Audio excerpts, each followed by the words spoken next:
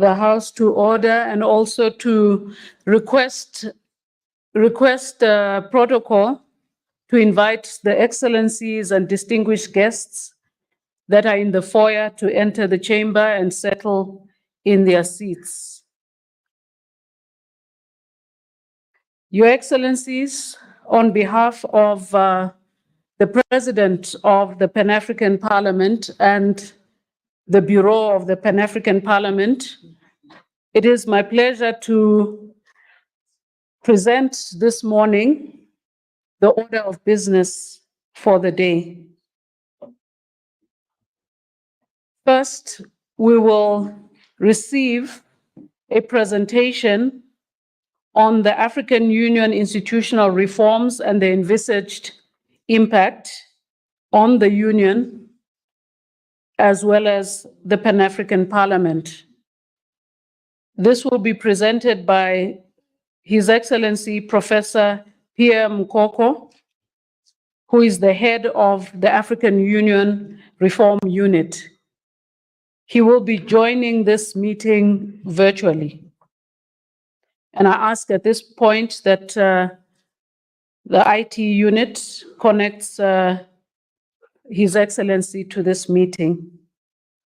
The second order of business is a presentation by His Excellency Chief Fortune Charumbira, the President of the Pan-African Parliament, who will speak on the efficacy of the Pan-African Parliament's institutional arrangements and how it links with national and regional parliaments. The third order of business will be the consideration and adoption of the final communique of the second annual Speakers Conference. And this will be followed by closing remarks that will be delivered by the fourth Vice President of the Pan-African Parliament, Honorable Jida. And finally, the national anthem, the anthem of the African Union will be played. And this will bring the proceedings of this annual Speakers Conference to a close. Your Excellencies, I now wish to invite His Excellency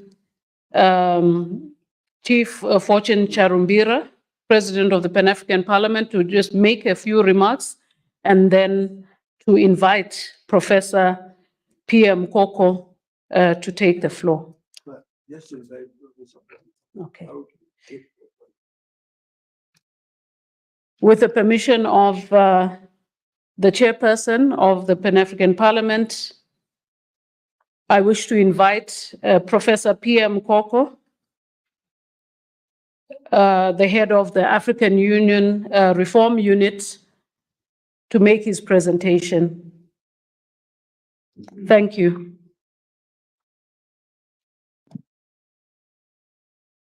Thank you very much. Thank you very much. Dear Madam Clerk, for giving me the floor. Let me express my heartfelt thanks to His Excellency the Right Honorable Charumbira for having so kindly invited me to make a presentation. The precise presentation was supposed to be a physical one, but unfortunately, because of some ill health, although I fought to be there physically, I couldn't make it. So, the 8th African Union is embarked upon a robust institutional reform since 2016.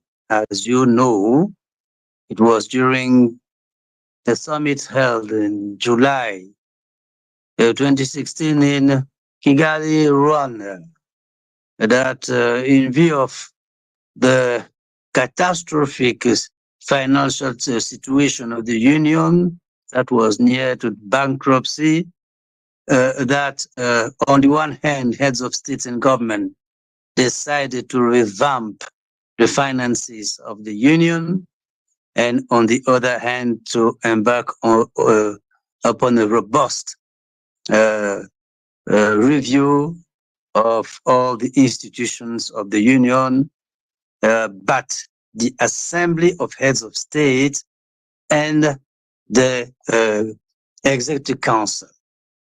Apart from these two organs, all the other organs are part of this process. So a champion was appointed by His Excellency President Paul Kagame, who spearheaded the process over the last 8 years and has just handed over the process to His Excellency William Ruto, President of the Republic of Kenya, during the last February Assembly of Heads of State and Government in Kigali, in Addis Ababa. Sorry. So, briefly speaking, as the Right Honorable Charongira said yesterday, there should be a brief presentation. As the first thing, just to refresh your minds on the key objectives of the whole reform. Then I will dwell on some key issues. As in terms of the rough, the general objectives is the African Union seems to be very fragmented, and it needs to focus on fewer priorities with a continental scope, namely political affairs, peace and security, regional integration, including the AFCFTA, the free zone, and the global representation of the African Union on the international scene, so as to make sure that the AU as a whole, the continent as a whole, speaks with one voice. So these are the key four objectives of the Union, to make sure that the African Union remains focused on these four key areas that I'm going to repeat: political affairs, peace and security, economic integration, and global representation on the international scene. Okay, so on the basis of these objectives, there are a number of consequences. Consequence number one. I'm sorry. I'm still not very well. Consequence number one is to clarify the division of labor between the African Union, regional economic communities, regional mechanisms, and member states. So this is the first thing that needs to be done, to clarify the division of labor between the African Union, the continental level. When we say African Union, we mean the continental level. It's the Assembly of Heads of States. It's the Executive Council. It's the Pan-African Parliament. It's the African Court on Human and People's Rights. All the organs, all the continental organs and offices of the Union. It's not only the Assembly. It's not only the Executive Council. It's not only the Permanent Representative Committee. So all the organs. How do you divide labor between the Union, the continental level, with the regional level? As you know, there are 8 regional economic communities that are recognized by the African Union. 8. There are many others economic communities, but only 8 are duly recognized. As I don't know the level of information of the honorable speakers, let me, without doing any insult to you, just to refresh your mind. So you have the ECOWAS in the Western region. In the Northern region, you have UMA. In the Central region, you have the ECAS. The Southern region, you have SADC. In the Eastern region, you have three. You have ECOWAS, you have COMESA, you have IGAD, you have EAC. Then there's the CENSAT. So that makes 8 that are officially recognized. So it's division of labor between the African Union, those RECs, and regional mechanism. There are 2 regional mechanisms. There's a mechanism that is in charge of peace and security, one in the north and one in the eastern region of the continent. Then the member state. So how do you divide labor between the continental level, the regional, and the national levels, based on the principles of subsidiarity, complementarity, and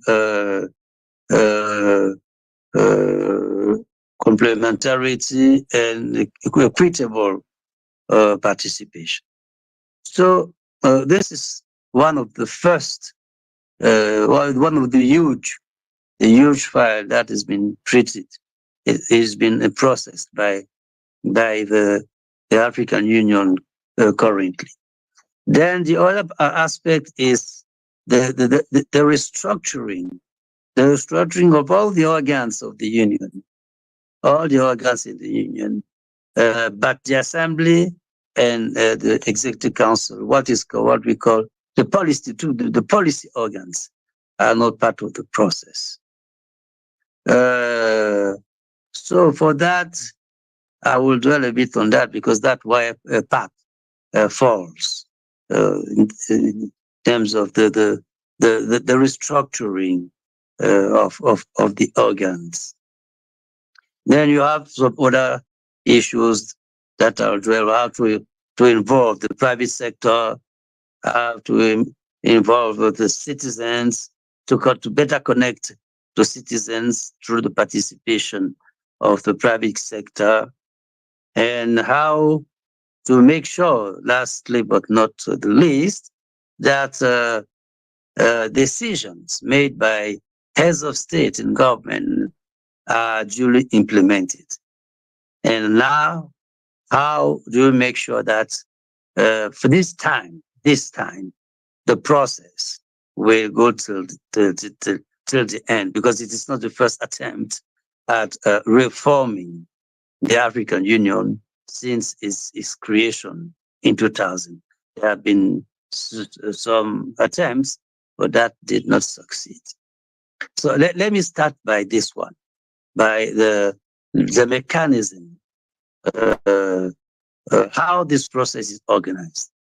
As I've mentioned at the beginning, a champion at the heads of state level, a champion has been appointed.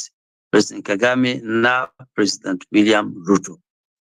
So that's the highest level of the supervision process of the whole process. At the second level, you have the chairperson of the African Union Commission in his capacity as the legal representative of the Union, the sole legal representative of the Union. And at the third level, you have the Reform Implementation Unit. I'm a former Minister of Foreign Affairs of Cameroon. I've attended several meetings. I've represented my president, President Paul Biya, at different summits. What's happened is that heads of state come, make decision, then go. Heads of state are very busy. But in the final analysis, when you try to assess the rate of implementation of decisions, what you notice is that it's very low. It's very low.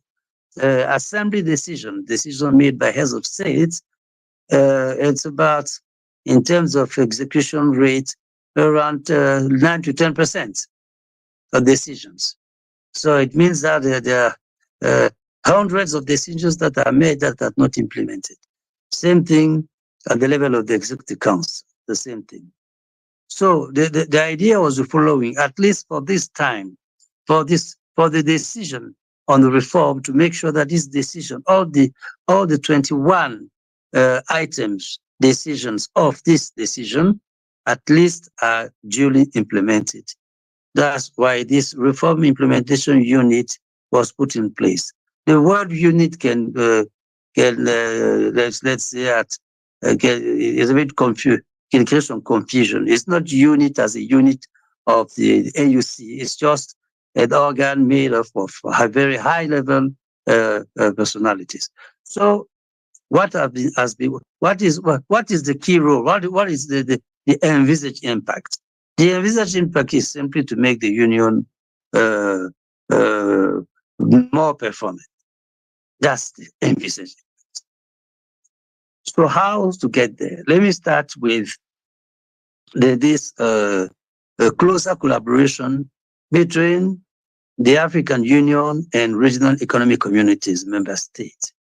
As you know, there used to be 2 sessions of the Assembly of Heads of State, one in January and the second in March, in June, July. So an epoch-making decision was made, is to replace the June-July summit into a coordination meeting, bringing together the 5 heads of state representing the Bureau of the Assembly as the AU, the 8 heads of state and government chairing the 8 RECs, then the president, the heads of state chairing other NEPAD. That makes about 14 heads of state that every July sit together in a kind of business-like meeting to analyze the progress made and challenges encountered in the process of integration at the regional level and at the continental level. So this is, we can say it is a very successful reform, because we have just held the 6th session of that coordination meeting in Accra, Ghana, in last July. So instead of having 2 sessions for the AU has accepted to remove 1 session, the July session, and to make it a forum, a business-like forum, where those 14 heads of state sit. And not only do they consider the progress on integration for each of the RECs, the difficulty, the challenges, but also at the national, at the continental level. They also analyze the process of division of labor in the all different aspects of human activities. You have peace and security, the work has been achieved. You have political affairs, you have trade. There's already a document on that. And we are still fighting to finalize some other aspects like industry, infrastructure, transport, education, science, technology, health, humanitarian affairs, and so forth. So that's the first, let's say for me, the first big aspect of the work, clarifying the division of labor, bringing the RECs and closer than ever before to the union. It's no longer theory, it is a practice that, because in the past, when the leaders of the REX used to come to Addis Ababa, they were not even admitted in closed sessions of meetings of the Assembly of Heads of State, and even in meeting of the Executive Council, which is Council of Foreign Ministers. Now they are fully part. They are fully part. And there's a new protocol on the relations between the African Union and the REX that entered into force in December 2021 with some let's say, criterion on reciprocity, whereby leaders of REX are have to be invited to meetings of the AUC and vice versa.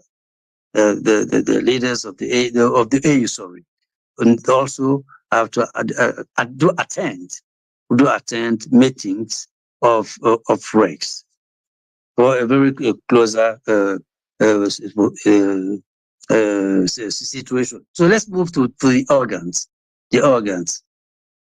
The review of the organs. It's a very complex exercise because by organs we mean not only we mean first the organs that are in the Constitutive Act as Pan-African Parliament, as which is the number 3 organ on the list of Article 18 of the Constitutive Act. You have the African Union Commission, the AUC. You have the Permanent Representative Committee, the PRC. The Court of Justice is not yet into force. Those are the organs that features in the Constitutive Act. Then you have the other organs that were created: peace and security, the council. We have the courts in Arusha, the commission in Banjul, the committee for the welfare of the child, which is in Nasiru, Lesotho. You have the international law, the international law commission on international African Union Commission of International Law. These are what we say, but we consider as being the organs. So beside those organs, you have the whole range of let's say institutions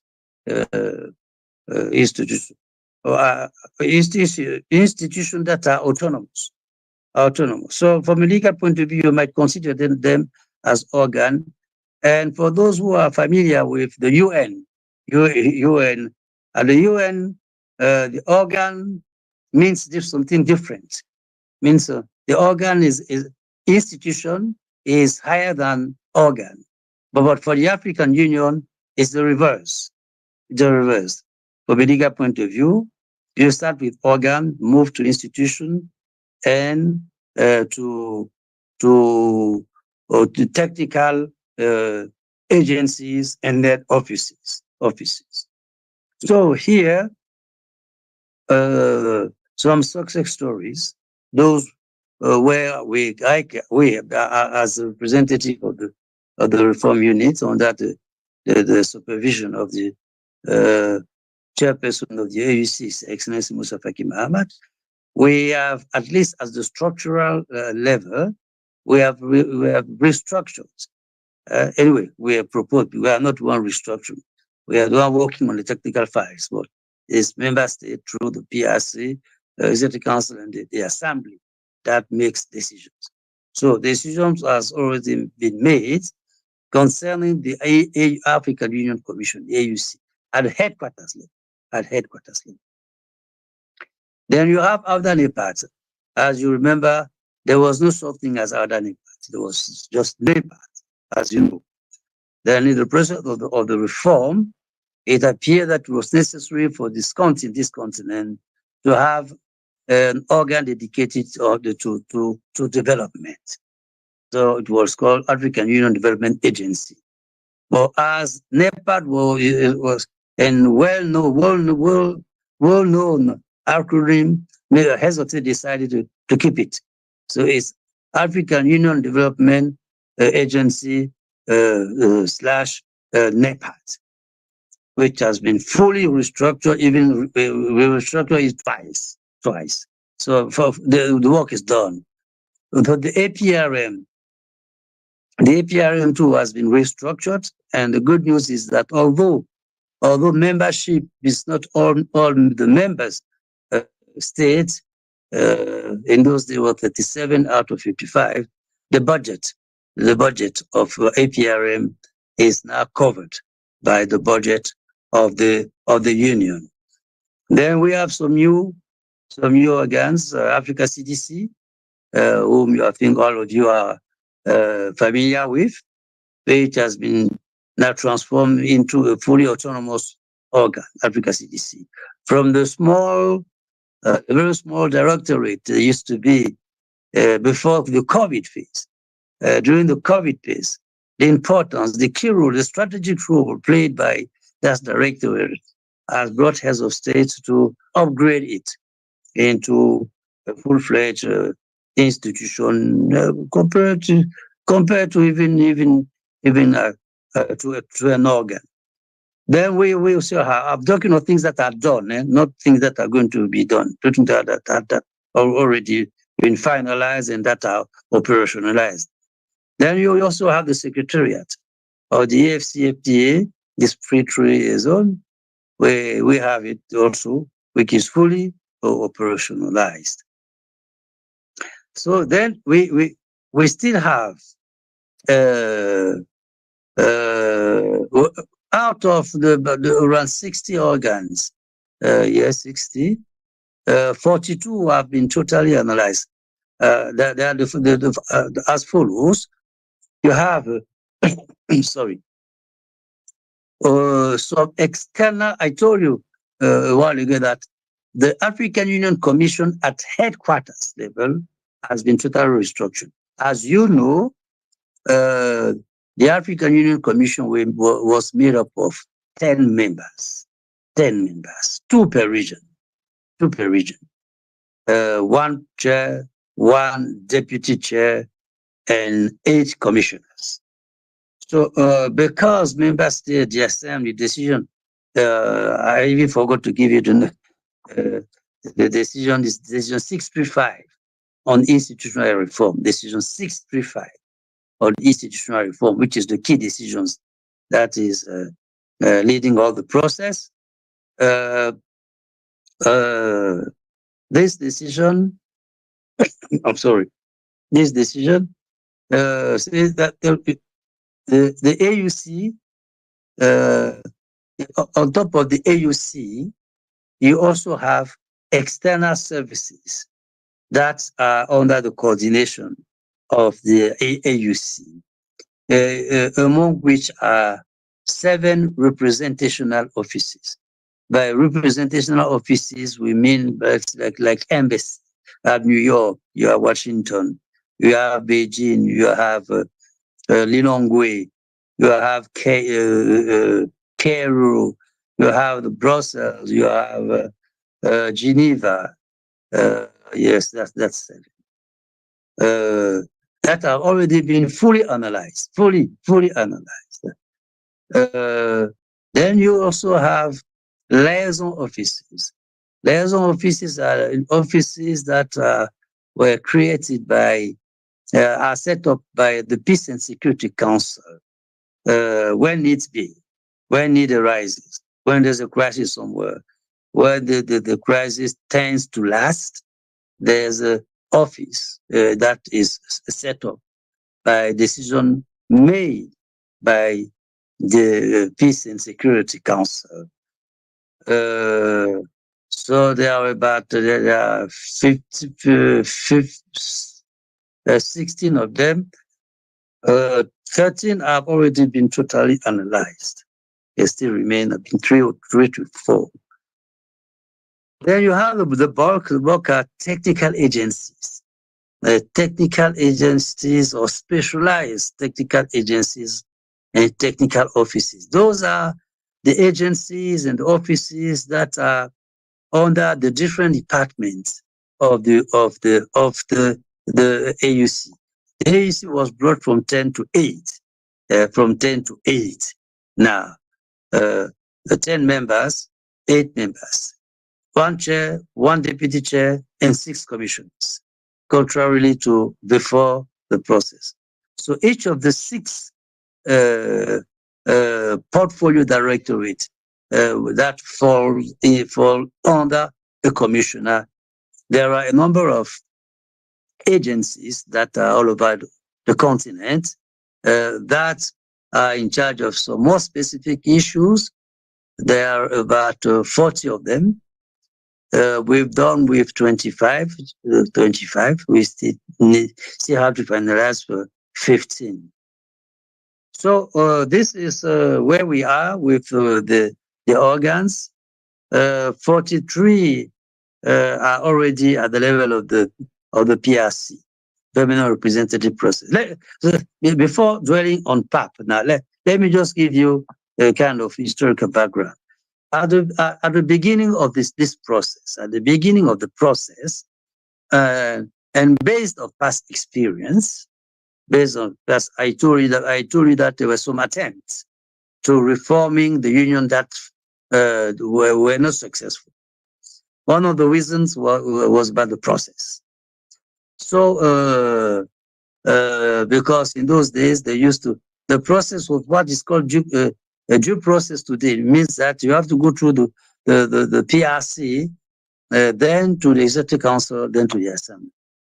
So in January 2017, when President Kagame did submit his report, he was tasked with preparing that report in July 2016. And 6 months later, he delivered his report. One of the key recommendations he made was that the reform should remain at the level of heads of state and government if it is to be successful. So for the past 2 years, for 2 years, I personally joined the process in October 2017, about 7 years ago. Everything, the technical file were prepared by the reform unit. Then we used to present it to President Kagame in Kigali for maybe 5 to 6 hours. Then once we were convinced, he made some amendments to the file. He used to send his report to his peer about 1 month ahead of the assembly. And after that, during the assembly, all those files were dealt with at the level of heads of state. And many things were done. I can even say about 40 to 50% of decisions made were made during the first 2 years. First 2 years, because the process was fast, was straightforward. The decisions were made by heads of state. But at a certain point in time, I don't want to go into too much detail, it was decided to bring it back to due process, meaning that you take the file to the PRC through its subcommittees, a subcommittee on reform, a subcommittee on structural reform, a subcommittee on budget, finance, and administration. And from there you move to Executive Council, and then you move to the Assembly. So this is now the current process. For you to know that there were 2 periods. What I generally call the presidential phase, a phase where the reform were totally in the hands of heads of state. And now the due process, the classical process, where you go through those 3 ladders, through the 3 levels. One, PRC, Permanent Representative Committee, Executive Council, and Assembly. Now, for Pan-African Parliament, as I mentioned, Pan-African Parliament is one of the most important organs of the Union. But as you know, it does not enjoy for the time being legislative powers. The process, the decision that was made by heads of state to start with the Pan-African Parliament as a consultative body and advisory body to the Assembly and to all the other organs of the Union. And a new protocol, a new base of experience, a new protocol was adopted in May 2014.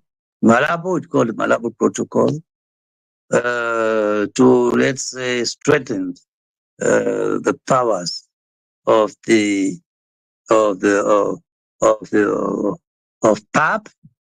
And just for your information, I think there's need for 28 member states to ratify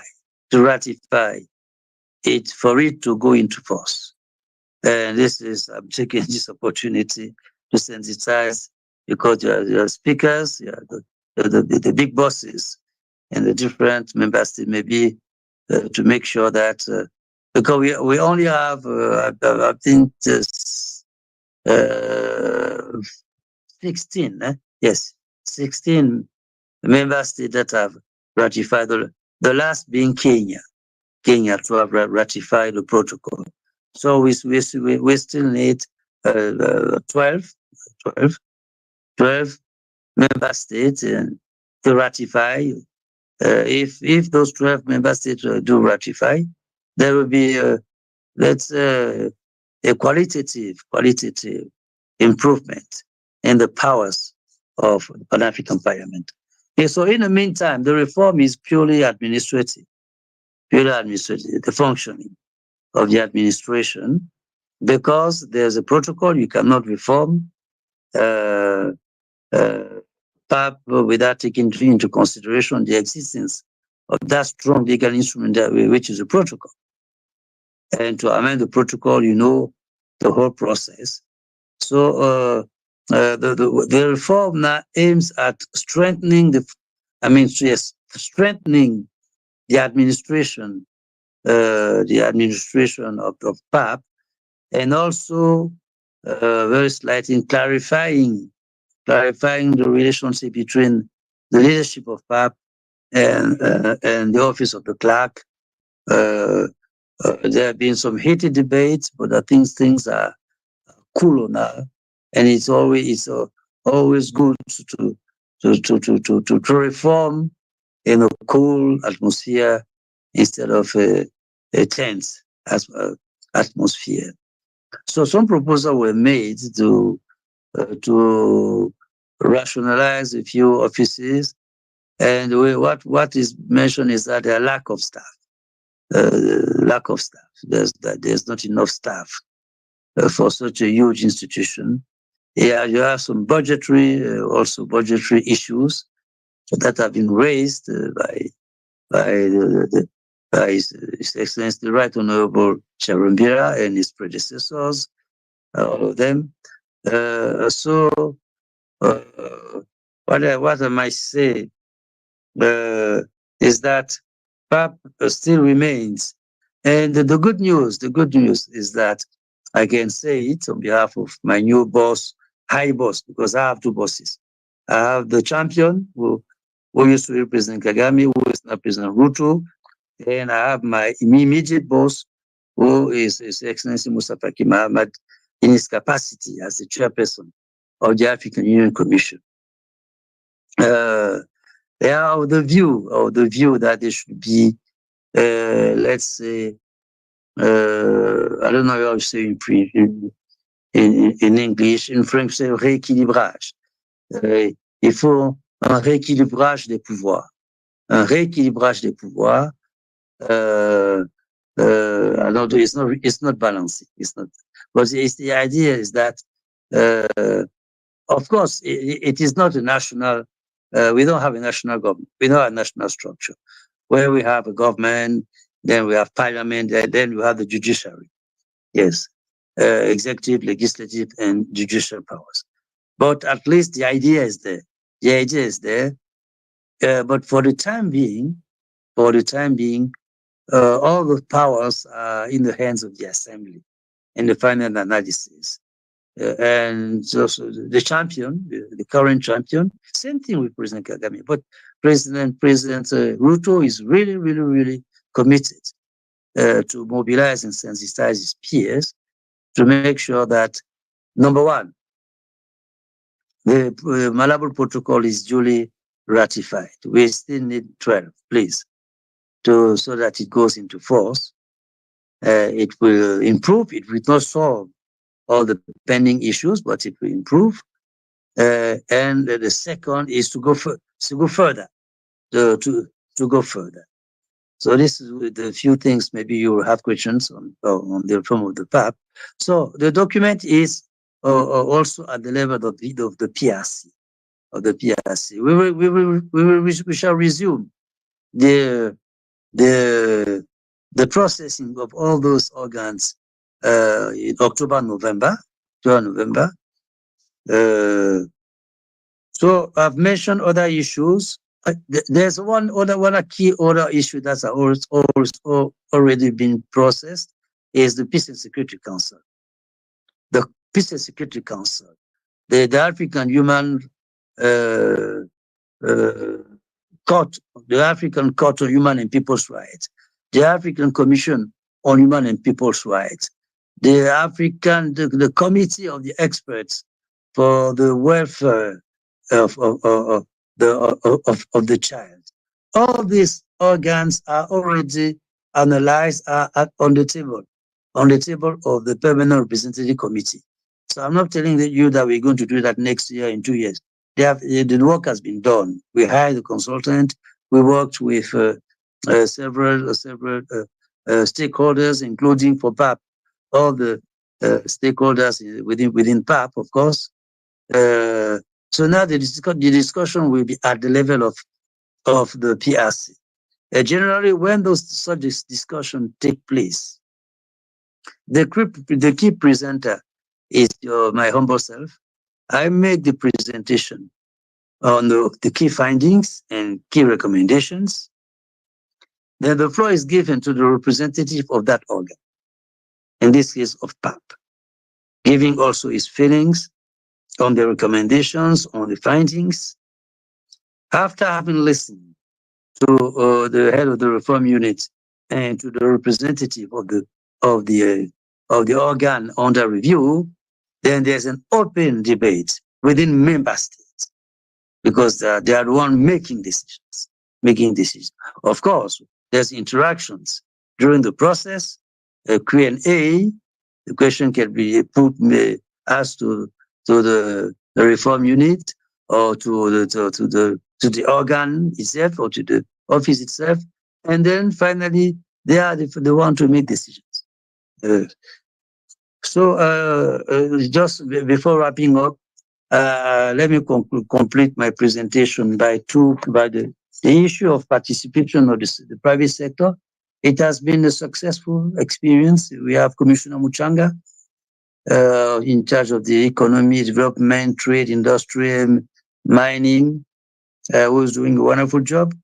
The private sector is really participating now within the affairs of the union. Then we have the issue of citizens. Well, the issue of citizens, the participation of citizens through civil societies, we have the ECOSOC, Economic and Social and Cultural ECOSOC Commission, through which that channels this participation of citizens.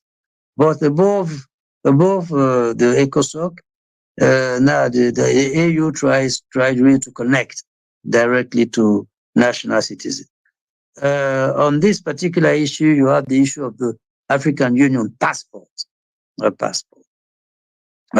Passports have been issued for heads of state and government from some, I've listened to Dangote the other day complaining that to travel from one country to the other, it needs to change maybe 5 to 15 connecting flights. But I know in the past, after he brought his huge financial contribution in the fight against Ebola, I think those billionaires, African billionaires, that brought the financial participation in the fight against Ebola, receive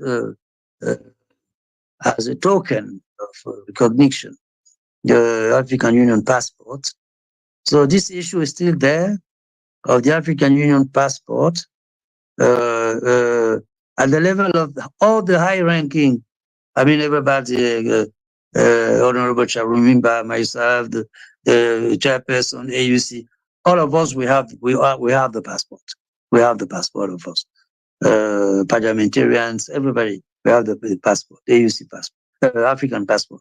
Now it's now at the level of each member state. It's not the AU because there's some confusion. When I travel here and there, there's some confusion. People think that it's the AU that is going to deliver an AU passport at national level. No, that will be done by national governments. National governments. So some national governments are still reviewing the national legislation to make it happen. But it is a very, it is a very practical organ. For instance, as a Cameroonian that I am, even with my, if I had to travel, when Chief Sukanil invited me, I said, no problem, I'll be coming because I can travel to South Africa with my AU passport without anything. But with my Cameroon passport, my diplomatic Cameroon passport, I would have needed to go to the South Africa embassy to have a visa and vice versa when someone comes from South Africa. So it makes things easy, at least at the level of the officials and staff of the AU. When I say AU, I say the whole AU, not only AUC, are entitled to this passport. And we hope that will come down to national government. Last but not the least is the financing of the union. I told you that in July 2016. I mean, what's kind of triggered the institutional reform was the financial situation of the continent. I remember I was foreign minister in July 2015 in Johannesburg. A decision was made as follows: one, the budget de fonctionnement, the operating budget. Getting old, and sometimes I forget what. The normal budget to functioning. There's a technical word that I just of the regular budget. 100% by member states. Program budget 75%, and the peace and security budget 25%. 25%. So that the decision was made in July 2015, in Kigali, in Johannesburg. So when heads of state met in Kigali, the situation was serious. The union was really at the brink of bankruptcy. So heads of state said, okay, we're going to revamp. My dear senior brother, Dr. Donna Kaberuka, was in charge of that aspect of the reform.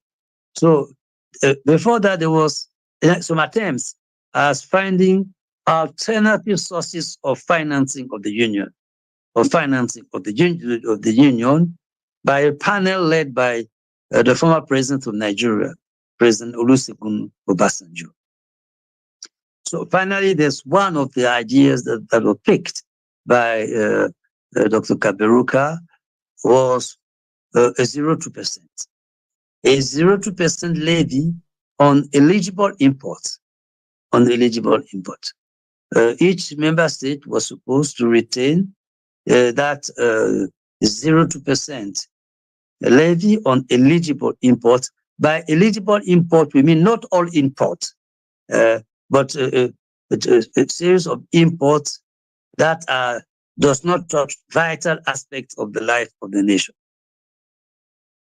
So the list is made, then the levy is taken. And normally the process was that levy will go to the central bank on a special account, and from that special account, the country will pay directly its annual and statutory assessment contribution to the African Union account directly. With this process of 0.2%, the yield was the expected yield was 1,600,000,000. With that, all of the financial issues of the African Union are covered, and by far. Unfortunately, not many countries adhere to this process. After the 55 member states, only 17 are implementing it. Meaning the 0.2% levy, you put it in the central bank, then your annual assessment is paid directly from that account. There was a debate at the beginning. So what if the levy is higher than the assessment? What do we do? At the beginning, the idea was to put it in a special fund that will help in building huge infrastructure on the continent. But finally, heads of state decided that no, whatever amount you pick from the levy, you only send to Addis the amount corresponding to your annual contribution. Then the rest you keep it for yourself, for your own consumption, national consumption, education, science, whatever you want to do with that. So this issue also has been clarified. So this is what I had to say. But we still have one or two key issues. Is that I said at the beginning that the envisaged impact is to make the union more performing. And one of the let's say the means, l'un des moyens to do so was to have, for meetings of heads of state, an agenda, a meeting with only three agenda items.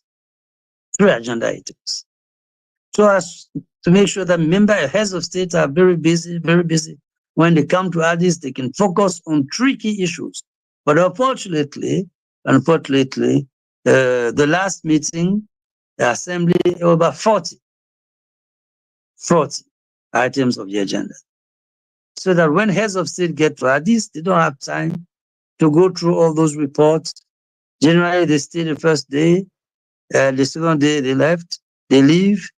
Foreign ministers that also are supposed to stay also tend to leave. Then we find ourselves with ambassadors, and sometimes the ambassadors are not there. The summit becomes the summit of diplomats, with all due respect, of course. It's just to give you the information that these are one of the let's say not successful. It was not successful. The idea was to have an assembly meeting with three items. This has not been implemented. So, and also the level of implementation of decision. So thank you very much. Right Honorable Charumbira, thank you very much. Right Honorable Speakers of National Assemblies, President of Senate, and other representative bodies. I was very honored.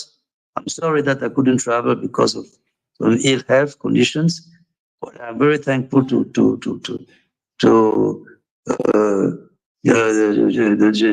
chair Charumbira to have opened space for me for this very important issue of reform. I submit.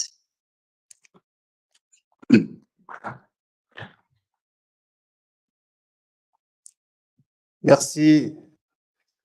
Thank you, Your Excellency, Professor Mukoko, for your presentation, which has actually gone through the reform process thoroughly, as well as the organs which are being subject to reforms, which of course includes PAP.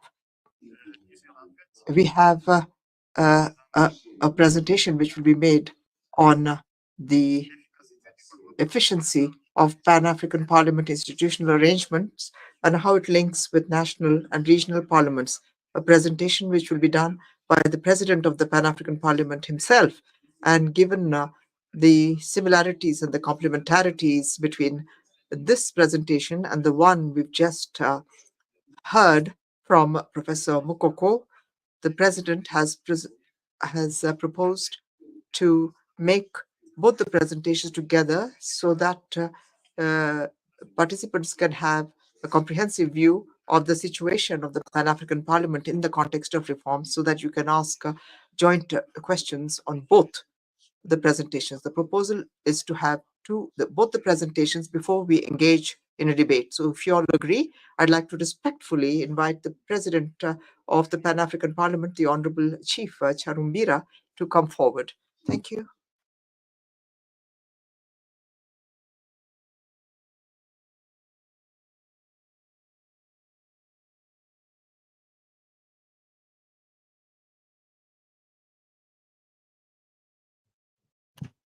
Thank you, Your Excellencies.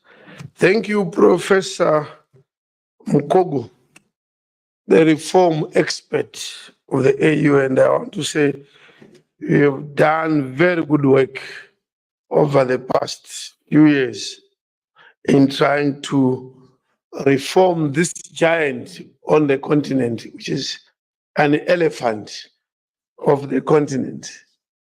And I should say, Professor, are you there, Professor? Professor Mkogo, are you there? Gali, tell him to come back. Reforming the African Union, and I want him to hear this, it's like teaching an elephant to dance. Are you there, Professor? I'm there. I'm saying reforming the AU is like teaching an elephant to dance. Yeah, You're perfectly right. Perfectly right. Yes. Anyway, mine is to talk of institutional arrangements of the Pan-African Parliament with a view to say how does it link within the Union and how does it link with the national parliaments, regional parliaments. And I promised that by 11 we'll be out of this room, and I think we'll be able to achieve that. You are all aware that the parliament's topmost structure is the plenary, which is here, where we have all the MPs from the 54 countries. So instead of 55, we're 54, because one country out of 55 has not yet ratified the protocol. That is Eritrea. But you heard also that Eritrea has not also ratified the FCTA protocol. So they have not signed many or ratified many protocols. So the 55 meet here, we in plenary, like we do in national parliaments, we debate. In our case, we do resolutions. on various topics, any topic that you can think of. And Professor Mkogo, it then raises the question, to whom do we report as PAP? And I think when you come back, you want to comment on that one in the context of the reforms. To whom does PAP report? Vertically, and you said it, we are number 3 in the order. And then lawyer will say, if you say these are the institutions and you order them in a particular number, whether you said it openly that this is the ranking order, it will be taken that the one on top is number 1. And the one who's as long as you put the numbers there, that 1, 2, these are not bullets. When you rank anything, say these are the institutions, you are implying some form of ranking order if you number them. And the PAP is number 3 after the Assembly of Heads of State and the Executive Council, composed of foreign ministers, then PAP, Court, PRC, and the rest. So to whom do we report? In terms of the protocol, the PAP reports to the Assembly. But what has been the efficacy of that arrangement? In what sense do we report? Have we been reporting? And this is Mkogo's business in the reforms. We used to report in my predecessors by presenting a report each time heads of state meet. On the agenda, there used to be always a report by PAP to the Assembly. In the last 5 years or so, that has disappeared on the agenda, Professor Mkogo. So it's about reforms. That has disappeared. And it then brings into question what we are delivering and to whom. Unfortunately, we also an organ in terms of the protocol. PAP is an organ, State Council is an organ, AUC is an organ. An organ cannot report to another organ in the sense of like AUC, for example. So we need to create those relationships. They may not be reporting relationships, but a sort of synergetic relationship, or some sort of form of interface. For the reforms, we don't have such clear interface. And I think this is very, very instructive for the reforms. Then we have a relationship with the national parliaments. So once our reports go to the Assembly, they should go to the Assembly. We also make sure that the 5 members from your parliaments, each time they are from here, they present the report to the national parliament, to both chambers, as to what they were doing at PAP on all the topical issues. Then the national parliament also debates, makes an input, sometimes even improves from their own particular country's unique situation. They then make an addition to what we would have resolved at the continental level. That improves the quality and efficacy of our reports. And then they become more applicable to peculiar situations. And we've also done model laws, which are then presented to national parliaments. If the delegations to PAP don't submit any reports, you as a head of the parliaments should actually, I don't know what word they should use, that should remind the delegation that we are not seeing the reports. Now, from the plenary, we then go to the Bureau. The Bureau of the Pan-African Parliament is composed of 5 members, the president, and 4 vice presidents.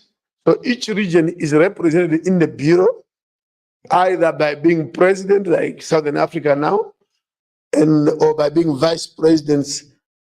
And in this case, for now, you have the first vice president from the northern region.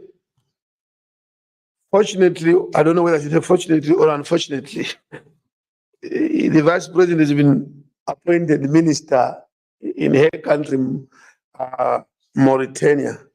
So the North would need to elect another vice president.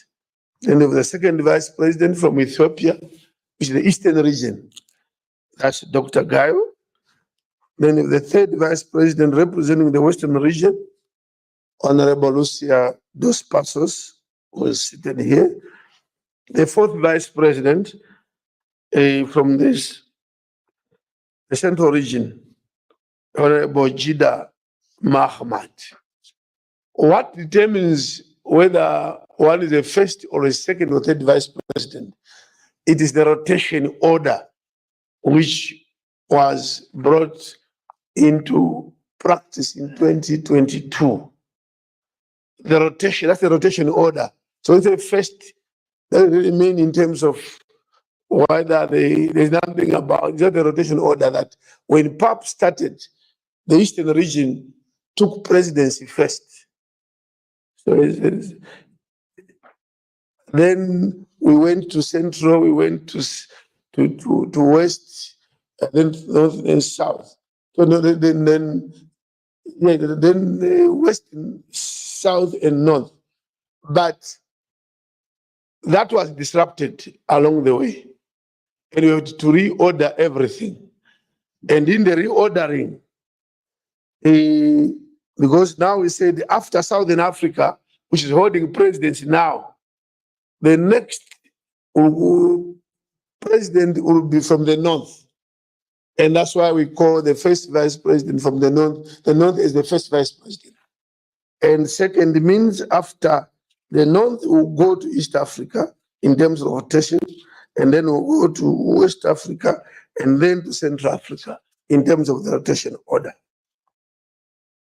I think that is working well, except that the rotation principle at PAP is yet to be put in the rules or the protocol.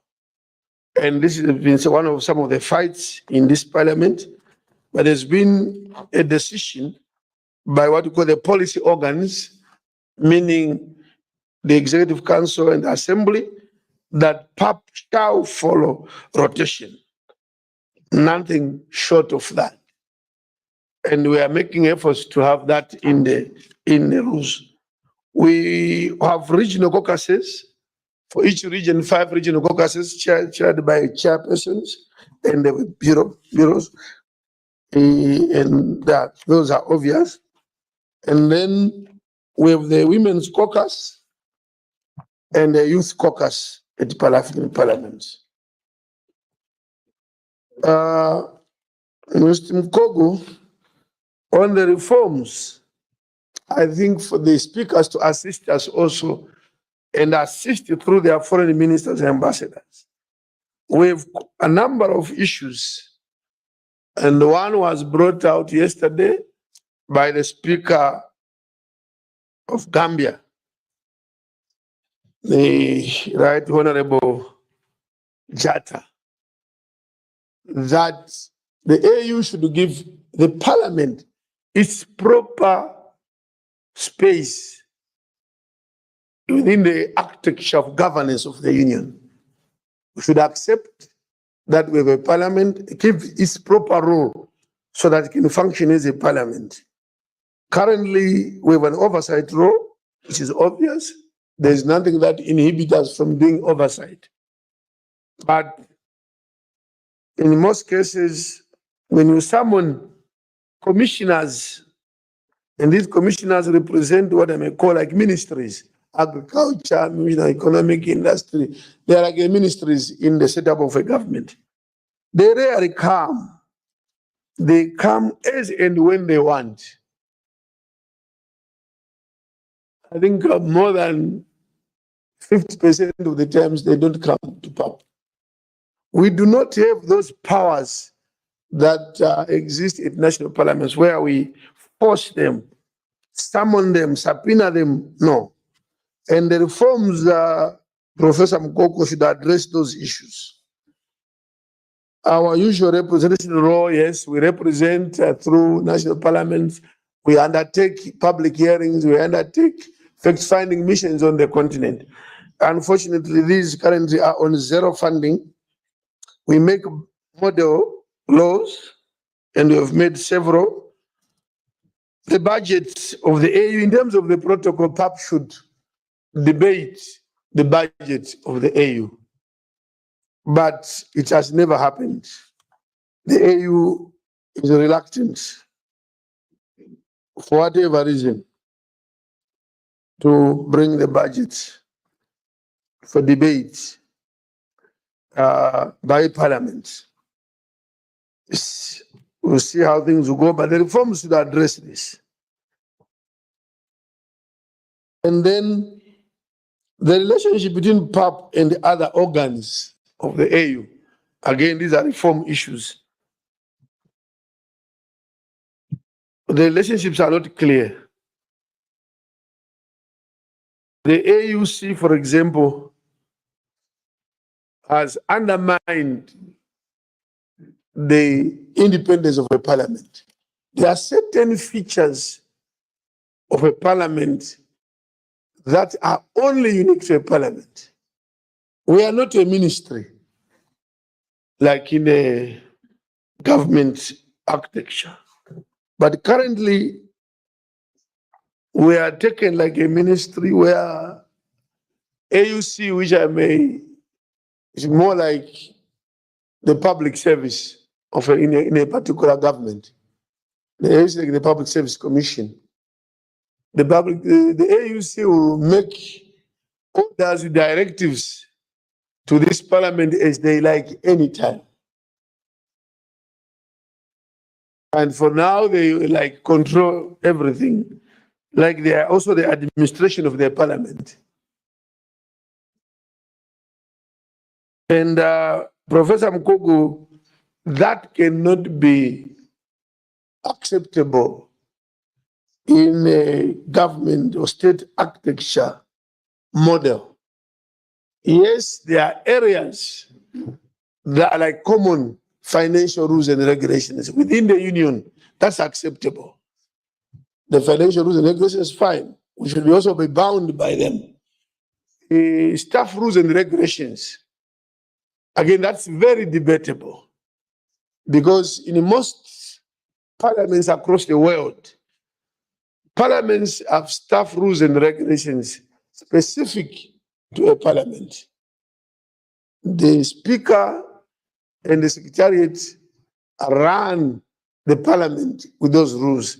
Yes, there should be commonalities and standards, since we all belong and we all draw from one treasury.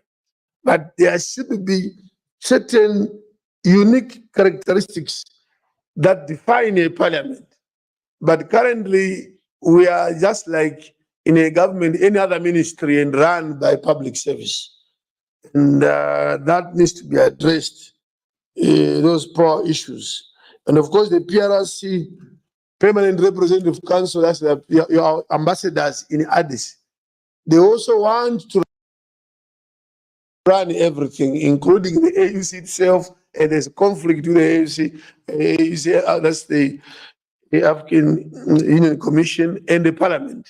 The ambassadors they say they are representing the member states, so they have to indulge in everything. And then the issue of Malabo Protocol, this needs another day. Malabo Protocol remains a document that, in my view, and I want to say it openly, that may not see the light of the day. If it does, we have to work very, very, very hard. Because there has been resistance by a number of member countries, mainly on two grounds, if not three, that the Malabo Protocol now envisages a parliament where members of PAP will come to Midrand and spend a month or two full time attending to issues of the continent. Some countries say We don't have such monies. Some struggle now to keep their MPs for 2 weeks during session.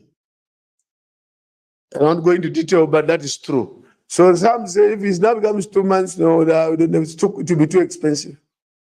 And in terms of the Malabo Protocol, it's envisaged that members of PAP will now not be drawn from national parliaments. There will be a separate election, like the EU does it, for members of PAP countrywide.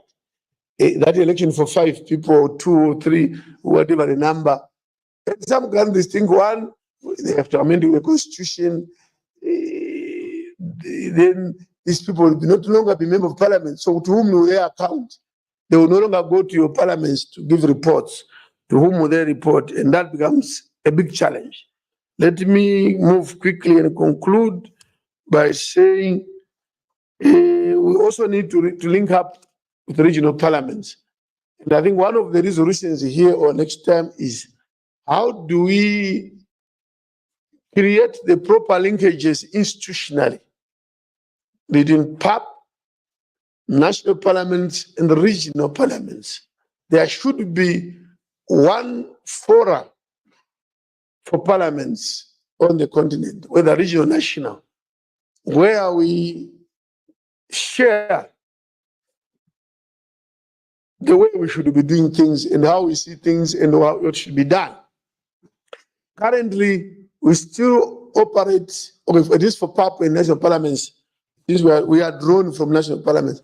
At least there is a relationship.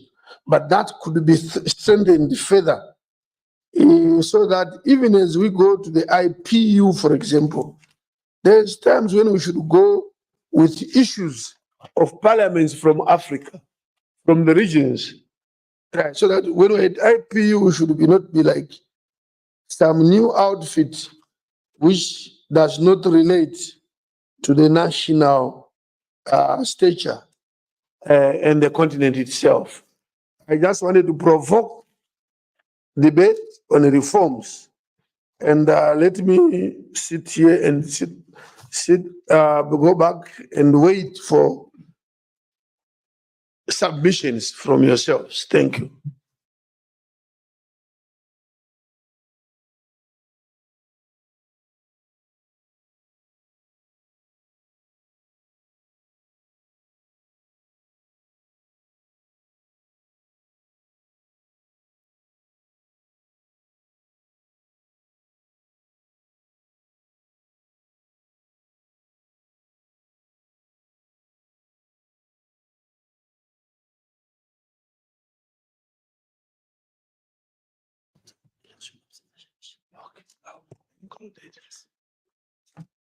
Thank you very much. We have 2, 3, I can see a third one there. Ushers, there is a third. I can see the 4th one. And the first one is the Excellency Hama Salama from the Sahrawi Republic.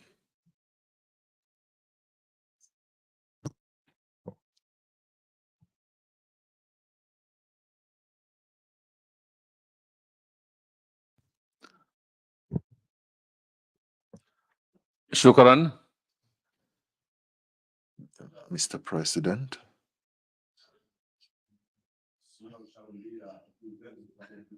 Mr. Charumbira, President of the Pan-African Parliament, dear colleagues, speakers of national assemblies, representatives of diplomatic missions to South Africa, honorable participants, we are pleased to be part of this meeting amongst the leaders of the Pan-African Parliament in the country of freedom, that is South Africa, which has faced colonization, hegemony,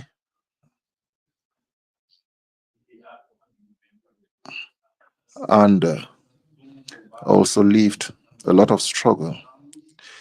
We commend you, Mr. President, for the holding of this meeting, and we thank you for having met the objectives of the meeting, and this will be very beneficial for Africans, or beneficial to Africans. Your Excellency, speakers, national councillors, Sahrawi Republic was the first to adopt the policies of the African Union, and we endorsed the protocol of the Constitutive Act of the African Union on the Pan-African Parliament, and this is a token of our profound feeling on the need to enshrine the principles of democracy in Africa, in our norms, and to encourage the freedom of people, governance, the rule of law, and transparency in member countries.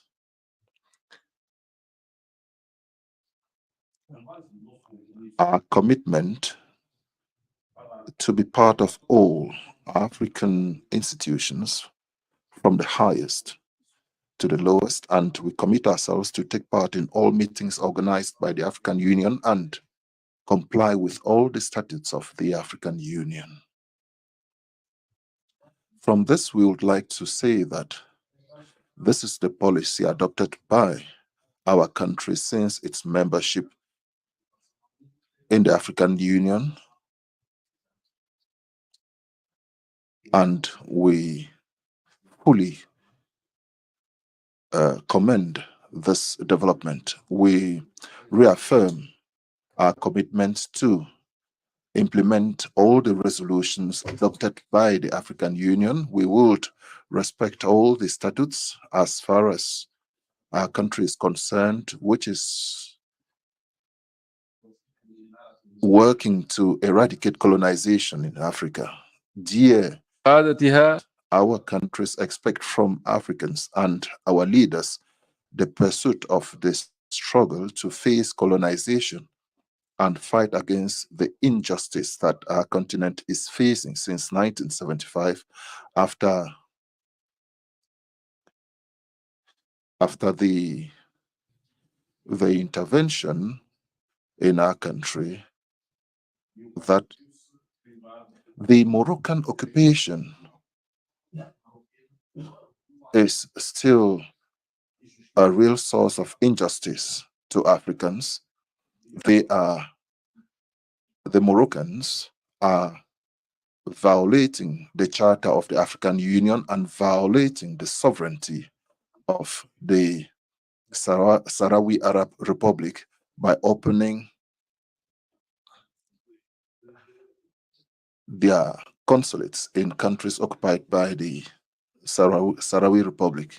Excellency, the African people have faced this challenge of colonization and have lived difficult moments. African countries are now required to synergize their efforts to build a united Africa to face hegemony and fight against colonization, and equally face, or rather fight, every attempt of expansionism. We want a free, sovereign Africa that takes its decision, manages its good, and defines the future of its people in freedom and dignity. We want a united Africa speaking in one voice.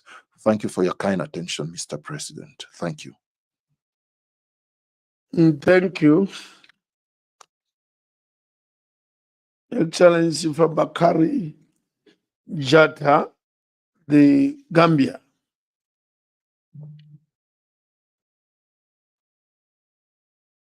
Thank you very much, Mr. President. Let me thank Prof. Nkongo for his very enlightening presentation.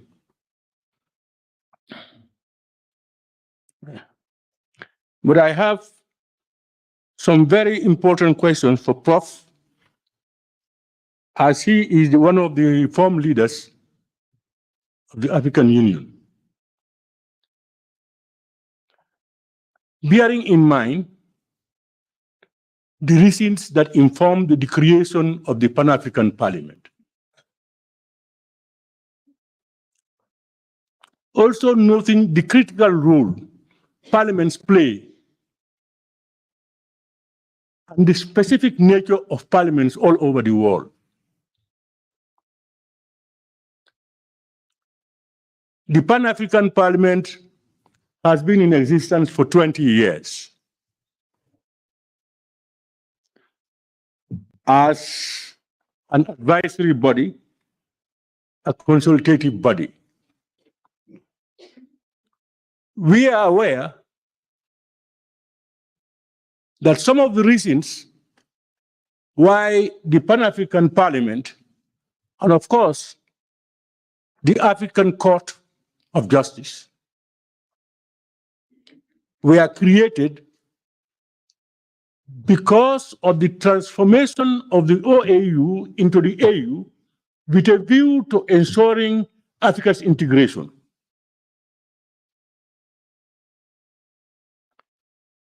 Here we are, I don't know, and I can't understand, probably Prof will help me, where we have an institution like the African Union and PAP as the third organ of that institution, and where we have the African people's monies being sent to administer that institution. And PAP is created as a parliament, the voices of the people, to do its usual functions. I want to ask Prof,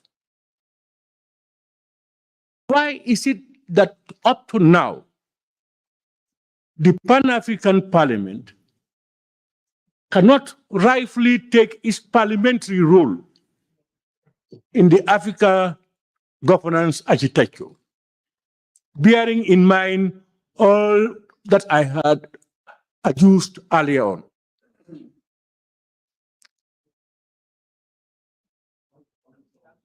Mr. President, I think this is one of the most critical things that Pan-African Parliament and we speakers of Parliament should try to address. I am confident that it will not be easy.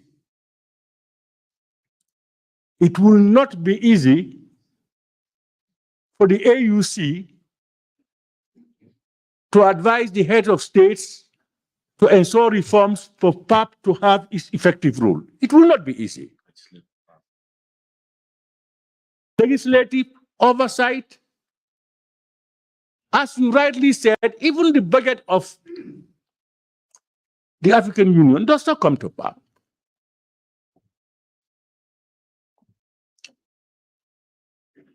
So there is a missing link, and that PAP should ensure that that missing link is no more, and that there is accountability and transparency, and there is debate over issues that will go to impact on the lives of the African people.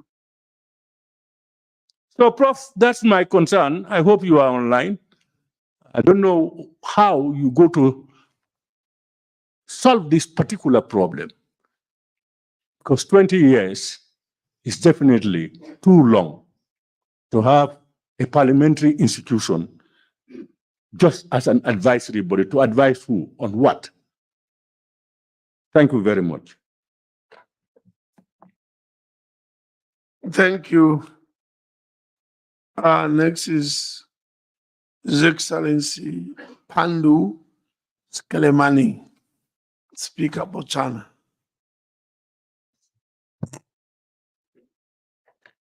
Thank you very much, Your Excellency, President Charumira. I don't have any comments or questions for what you said, Mr. President, about PAP. The reason is quite simple, because I agree with every word that you said. I think we are reading from the same book. I do, however, wish the professor could enlighten me, if it is possible, regarding the reforms of the AU. Would the perception, Professor, be correct that the reason,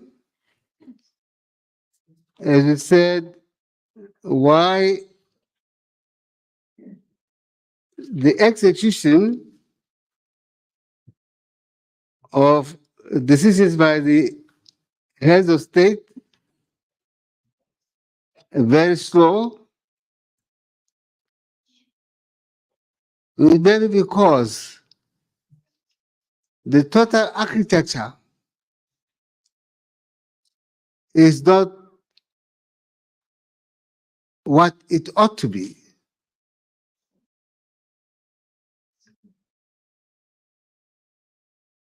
The reason, Prof, is that if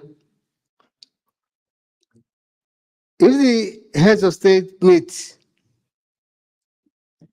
and they take positions, who is it in terms of organs? Who is it that is supposed to ensure that the decisions by the heads of state are carried out? Who do they look to? Do they individually go back to their own countries and make sure that through their own legislatures, things are carried out as agreed at their own meetings? Do they leave it to the commission, the AU commission? If so, how can the commission instruct anybody, any state, to do anything? Isn't the real problem, Professor, as a professor of reforms, I know you are a professor and you have a way of looking at this thing. Isn't the real problem that the African states have not reached a stage where they want to surrender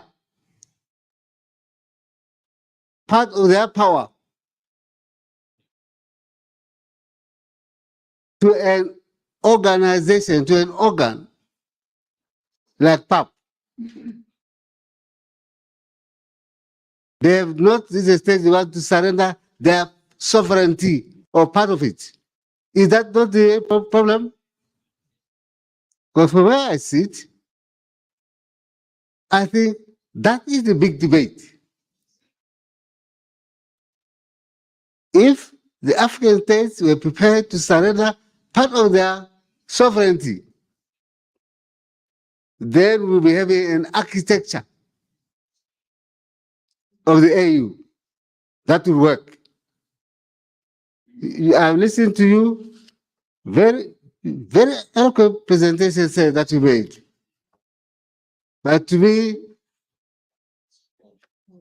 there's the linkages, clear linkages are not there. I've grown up in a system where the court, the parliament, they are governed by a constitution. One constitution giving power to each of them. And it is allocating power to the executive, which I would say it could be the heads of state for Africa. If they think they are the executive, and they are, why can't we have a constitution giving power to the executive and to the other institutions to give the laws, give the judgments where necessary? Wouldn't that be a proper way of reforming this elephant As long as we are afraid of ceding sovereignty, or is it part of it? I think we are just going round and round and round. We'll be here 20 years from now talking the same language. I can't see it. But Prof, you are the expert at these things. I just thought you might want to advise me and that I'm wrong. Thank you, sir.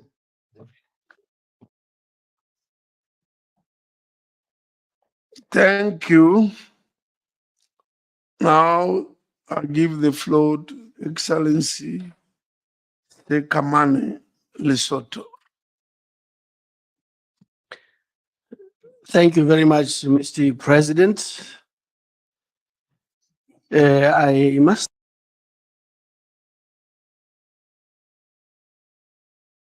start by expressing my gratitude to both Professor Mukoko and to yourself for very illuminating presentations that are properly informative for people at your level. Thank you very much. I have a little bit of confusion in my mind relating to the reforms and the content that has been disseminated to us this morning. I hear that we are talking about, for example, reports to who, and who is number what in the hierarchy. And that makes a lot of sense. We need to know our picking order so that we can have an orderly organization. Now, in my opinion, normally you would have in a country, you would have the executive led by the prime minister, you would have parliament led by the speaker or whoever, and then you'd have the judiciary. I'm just comparing that and juxtaposing it to our situation in the AU. And when we talk about reporting, there are many things that we can discuss, but I just want to focus on this particular one of reporting, which implies seniority. In my opinion, the Pan-African Parliament should not report to anybody. The Pan-African Parliament and the heads of state and government and whatever contingency of the judiciary should report to each other because they are the AU. You see, in my mind, the AU is made up of the heads of state and government, the heads of parliament, and that is the Parliament of Africa, which is the PAP, and some constellation form or another of the judiciary. Those are the head of the AU. Now, maybe in the evolution, you have had a huge prominence of the executive, which is the heads of state, and this was right. It's okay. But I think if we want to conceive it properly, then we should go back to the sacrosanct principle of the division of powers so that there can be checks and balances. In our state, there are checks and balances. I think at the AU level, there should also be checks and balances. In terms of who constitutes these bodies, that is another question about which I would encourage a lot of flexibility in terms of how people are elected to be in these bodies. I think that is very important. My colleague from Botswana is talking about some form of reluctance, some form of fear, maybe, that are we going to cede so much power to these people? And who are these people? Are they deserving to have that much power? So my observation is that details could be worked out, but the principle of the separation of powers should reign supreme in terms of these reforms. Thank you very much, Mr. President. Thank you, thank you. Excellency Sabine Ntaka Rutmahana. Yeah, I just want to say, if you look at the time, yes, it's 11 and they committed that by 11 we close. So let's not repeat the obvious. Let's be very much the point now so that we go into the closing ceremony. Thank you. Merci, Monsieur le Thank you, Mr. President, for this opportunity. Well, I was telling the President of the Senate, who's next to me from Burundi, that my comment was in is to be in line with what the previous speaker just mentioned. I just have one question, however, for the professor, Professor Mukoko, regarding the link between the different African Union organs and institutions. I would like him to tell us what the reporting channel is. I think the previous speakers have already raised this concern, the reporting channel as well as coordination. Can you say something about coordination within the African Union Commission? He should also tell us what has been the change after these EU reforms, to tell us the comparative advantage. What is the difference between the former system and the current one being proposed? He needs to tell us what the comparative advantage is for the benefit of member countries and the different institutions of the African Union. I would like him to tell us uh, clearly about what is being done to enable the Pan African Parliament to play its role properly.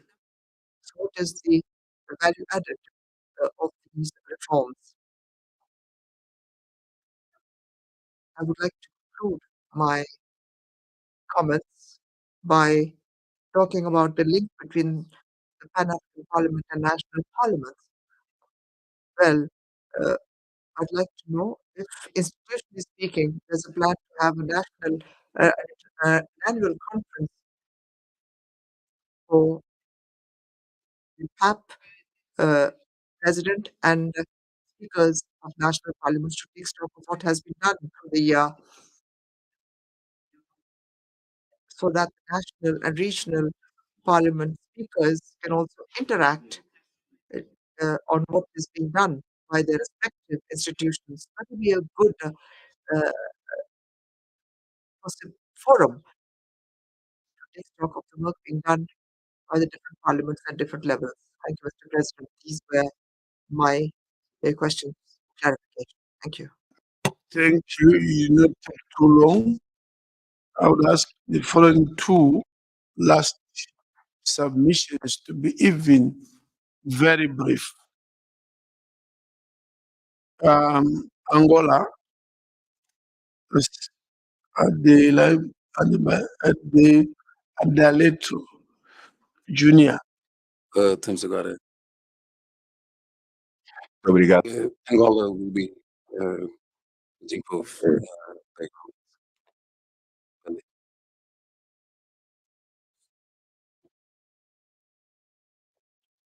And Your Excellency, the President of the Pan African Parliament. I'm not going to repeat as you have actually asked us.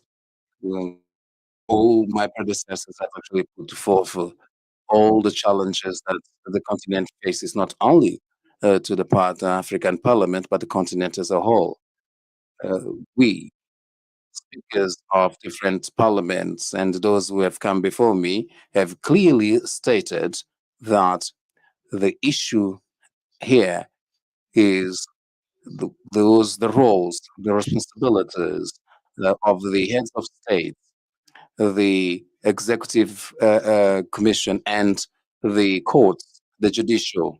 These roles are not adequately defined, and it was evident here by the intervention of Professor Mokoku, who shared that with the different tools, actions, and challenges, and saying that the court is not working.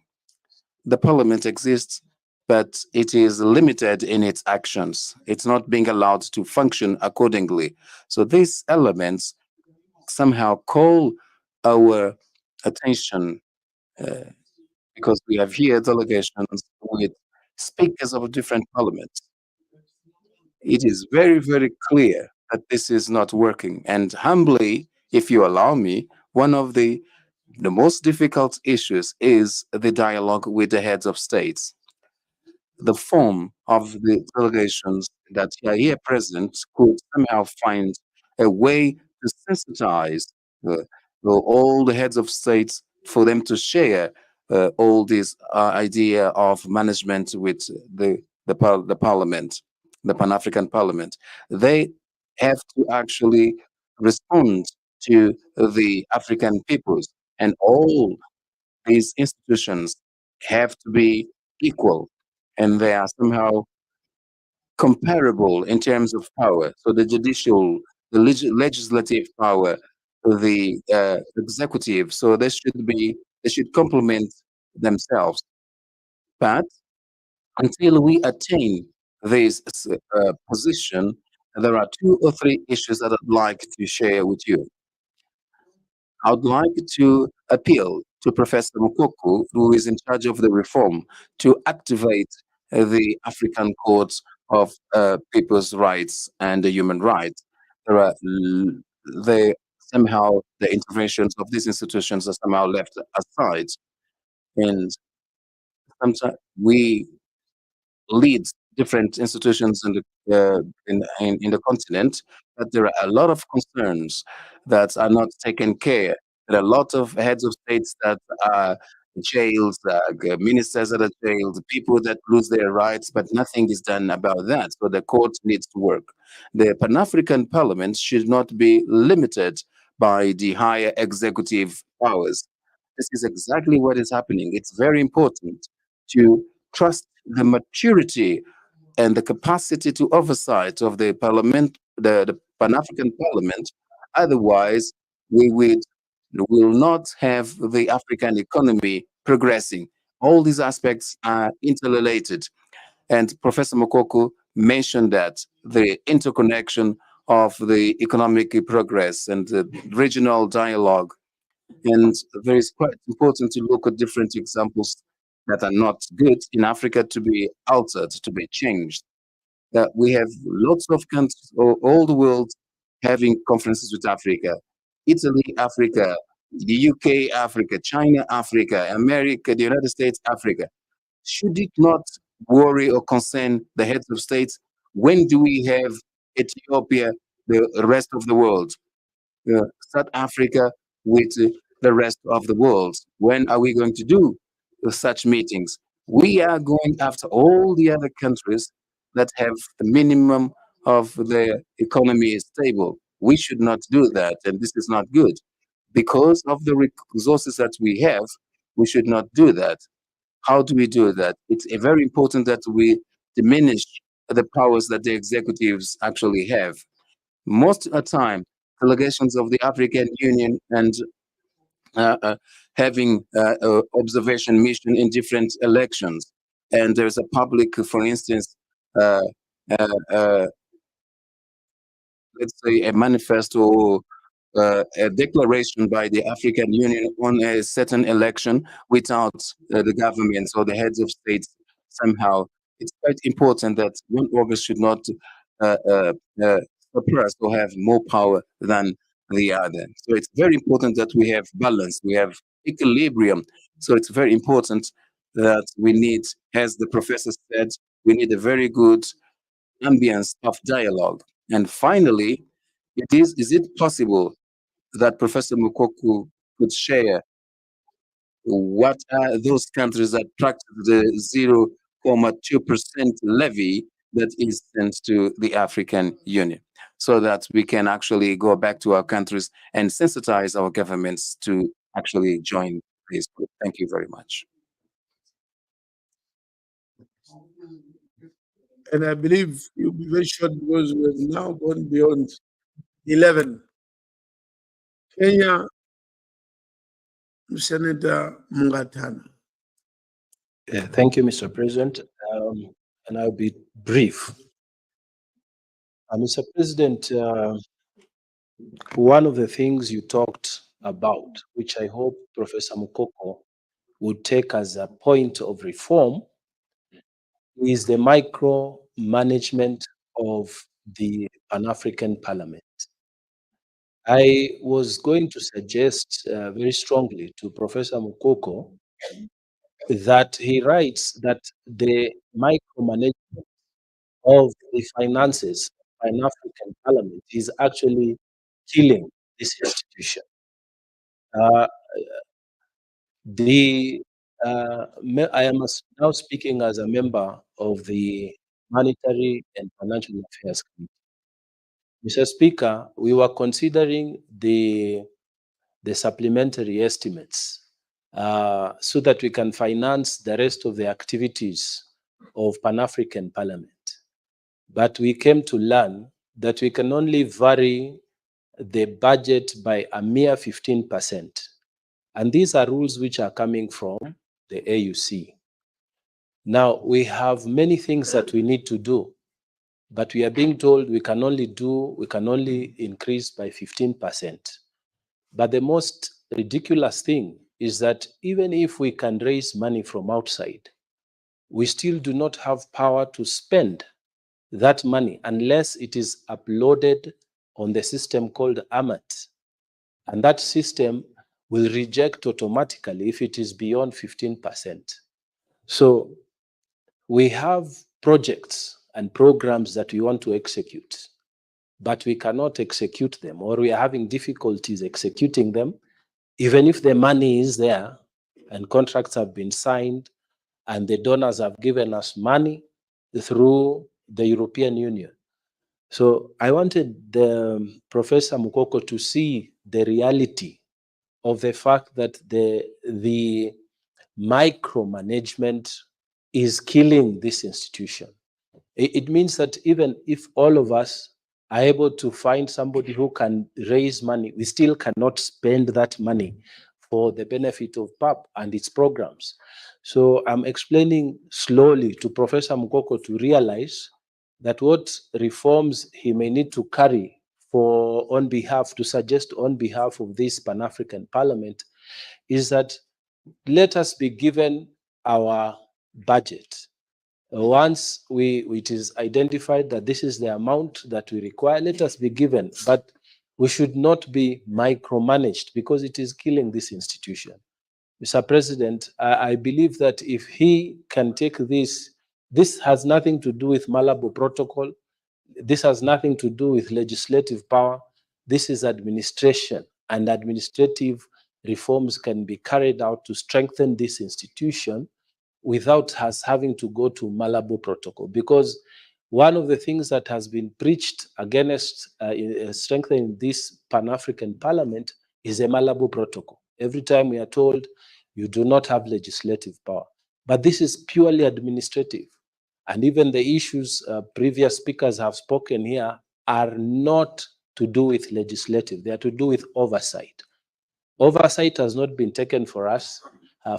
Why can't we carry out those reforms? So I submit, Mr. President, that if Professor Mukoko can consider these administrative challenges we are having and make them a reform point, it would really help us going forward. I submit, Mr. President. Thank you. That brings us to the end of interest to take the floor. And I want to thank all those that have made submissions. Professor Mkogo, are you there?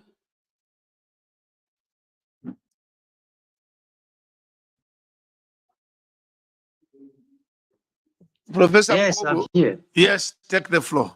respond. But please, we had made a commitment that this conference will end at 11 a.m. It's now 11:15. So, to the point. Thank you, Professor. Thank you, Chief. The issue of Sorry, excuse me, Professor. Excuse me, please. I'm sorry. The Vice President, Honorable Lucia, had indicated the interest to take the floor. Let her take the floor because it may feed into your answers that you want to provide. okay. Muito obrigada. Thank you very much, President. Just a suggestion. I know that Professor Mukoko has a deep interest in the reform of the African Union. I would like to suggest to him and leave a challenge to the plenary that we could also have, just like the head of states have elected a champion of the reform, and the national parliaments could also elect a president of a member state to be a champion. And there is, of course, a lack of an element to defend our interests. The executive is actually defending its interests through a champion and so on. The national parliaments do not have a champion to defend that. As such, I would like to suggest that as from now on, we could produce a resolution to elect a champion of the speakers of national parliaments that would be part of the reform committee, so we could have the autonomy that we have. Without that, then we will not go anywhere. It has been proved for the past 20 years that nothing will actually take place. Perhaps with that, we can actually move forth. Thank you. I think that's a brilliant proposal. I didn't ask any question, but I think this is brilliant because we are also saying, Professor Mukoko, you are reforming the AU and there's an arm of parliament, and we have parliaments on the continent, regional, national. I thought in the reforms, you also want to consult with the speakers. Yes, the speakers will make an input into how these reforms should do, what structures should be developed from the reforms. So they buy into the idea that, and we can work with you, how you can access the speakers. They can also appoint or nominate 1 or 2 speakers who are the link persons on this. Professor Mukoko, take the floor. Thank you very much, Excellency, Right Honorable Chief Charumbira. And I also want to express my heartfelt thanks to the encouragements that are received from the floor and the questions that were raised. I think there's one recurrent question that we all are aware of, is why after 20 years, the parliament of the continent, Pan-African Parliament, does not enjoy full legislative powers. Well, this is a very difficult question to ask to Professor Mukoko as head of reform, but as as a political scientist, these things are incumbent upon both sides. As you know, when it comes to power, nothing comes. I'm afraid of what I want to say. But it means that there's a matter of how parliamentarians lobby their own national governments back home. That's very important. I've been in government for more than 16 years. I know. A government, as you know, has so many things to do. So I think it's important that, because it's back home, it's the same heads of states leaving the national capitals, the same ministers of foreign affairs leaving the national capitals, that come to Addis and make decisions on the one hand. So I think I would strongly suggest that you have a systematic way of approaching the national government at the level of prime minister, ministers, and of course, presidential level. The other key actor is the Addis Abeba's actors. On one side, you have the AUC, and you have the Permanent Representative Committee. The Permanent Representative Committee acts upon delegated powers from the Executive Council. The PRC is not a policy organ.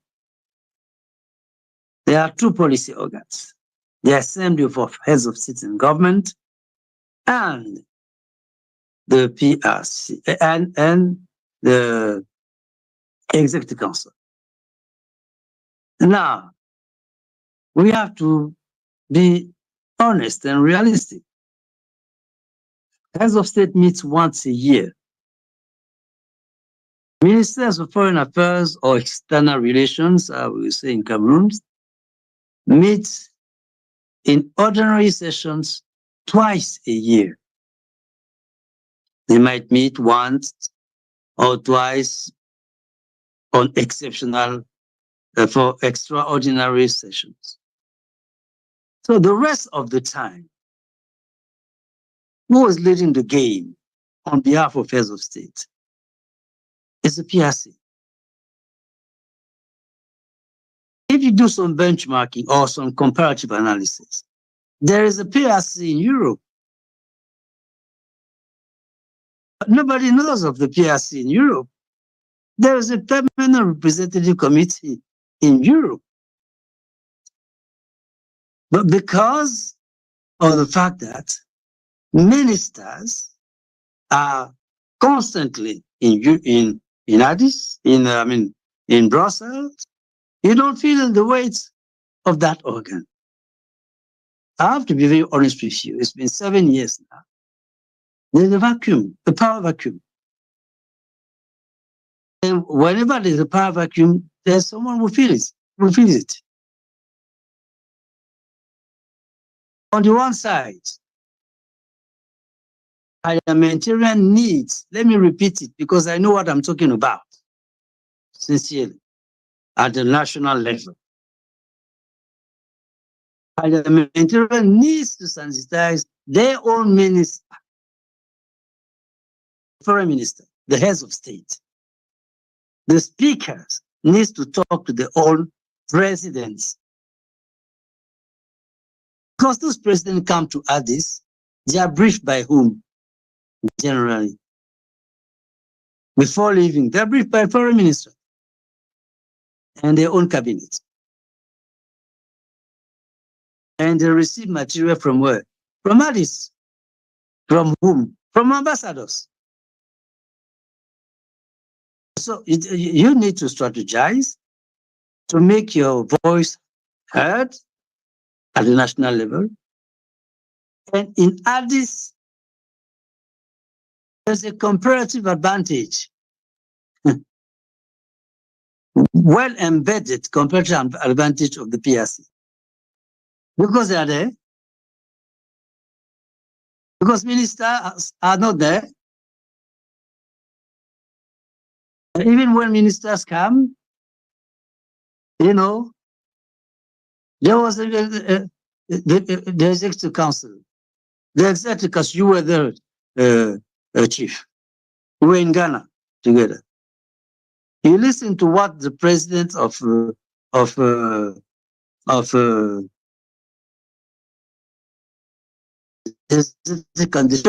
of the Executive Council, how many ministers were there? How many ministers of foreign affairs were there? But when there's a meeting with China, India, Portugal, I don't know, Portugal, Italy, and so forth, everybody rallies there. Everybody's there. So long as there's this power vacuum at the ministerial level and at the presidential level, we should see things clearly. We had a long meetings, 5 hours meeting with the new champion the other day. And in less than 35 minutes, I have a meeting with the Kenya team on reform at 11. You see the same thing. You cannot expect people to, let's say, to commit suicide into brackets. The PRC have delegated power from the Executive Council. And sometimes, even when there's a meeting, it has changed. In our days, it was not like that. When there's a meeting, they submit the report of the PRC. When the report of the PRC is submitted, it is adopted. It's not really debated. I know some ministers will not like what I'm saying, but I know what I'm talking about out of experience. And so this is one of the key issues, the power vacuum. Number 2, this is frank talk. What the speaker of, I think for the Gambia, I've answered, is power vacuum. A lack of pressure at the national level. I know how parliamentarians, you are specialists in lobbying at the national level. You should use that power for them also to take into consideration your problems at the continental level. Botswana, my good friends. Yes. This issue of sovereignty. This issue of integration versus cooperation. The AU, compared to the OAU. The OAU was a cooperation. This type of a cooperation. Cooperation simply means, I'm not lecturing, I'm not lecturing. Cooperation means that sovereign governments work together. They are ceding any inch of the sovereignty to a third party, a third organ. That's cooperation. But when you read the constitutive act of the AU, it is clear that the AU is there to accelerate, it is written, the integration of the continent. So the AU is supposed to be an integration organization. Once you say integration, in theory and in practice, it means that a national government is ready to cede part of its sovereignty in a particular subject to a third organ. So which is not the case. I'm talking of AUC. Me, I'm, I was Minister of Foreign Affairs for 4 years. I've been in for 7 years, so I know both sides. The chairperson of the African Union Commission has no powers. There was a debate for those who were there.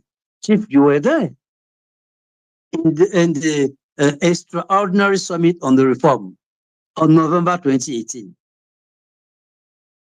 To empower the chairperson of the AUC. You're chairperson of the AUC. They say you, the chief accountant of the whole union. It is written, you're this legal representative. You are the face of the whole union. You don't have power. Musa Faki is my friend. We were prime minister together. He's my boss now. This is his 8 years. Ask him. This is a kind of decorum. You're representing. You cannot make decision. You cannot even sack the staff. The AUC chairperson cannot even sack one staff. Member state. Member state is this is a member state led organization. So you want the one thing that you want, the other thing that you don't want. So long as, let's compare. Say, or in French, you say comparison is not reason. But without comparing things in social sciences, you cannot advance. Look at what is happening at the EU. Although we have not reached that level. Once the president of the EU Commission requests a commissioner to resign, he or she has to resign, no choice. Then the country send someone else. Hear what I'm telling you. The chairperson of the AUC has no power over the deputy chairperson, no power over the commissioner, no power over any director, any staff. Once at the AUC, once a staff is regular staff, that's paradise. Nobody can move that staff. And you want that organization to work. So this issue of sovereignty, giving part of power, this is what integration is all about. I'm very grateful, the Right Honorable Speaker of Botswana. That's really that key issue where at any time, this micromanagement that our good honorable from Kenya is talking about, it does not come from the commission. It comes from member states. Member states set the rules. The commission set no rule. Member states set the rule. And the very thing you're saying, my dear brother, is what at the level of the commission, they say every day that the PRC is micromanaging the AUC. So separation of powers, important, but the realities are different. We are still where we are, but no, we shouldn't be desperate. We are moving forward bit by bit, taking into consideration different constraints. You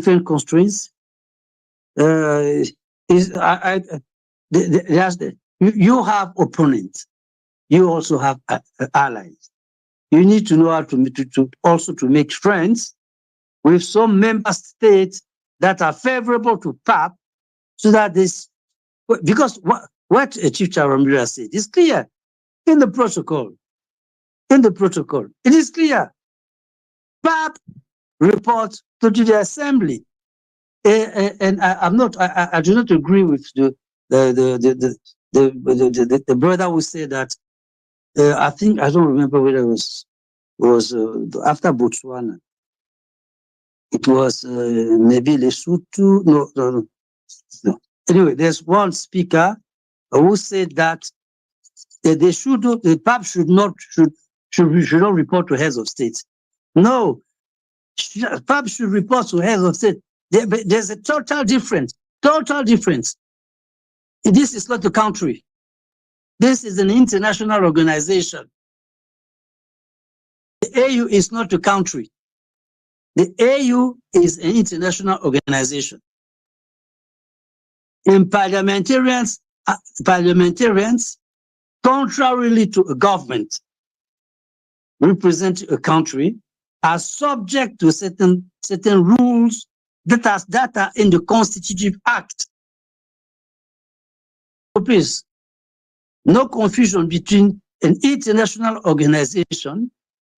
There's no such thing as an international organization where one way or the other, an organ does not report to another organ.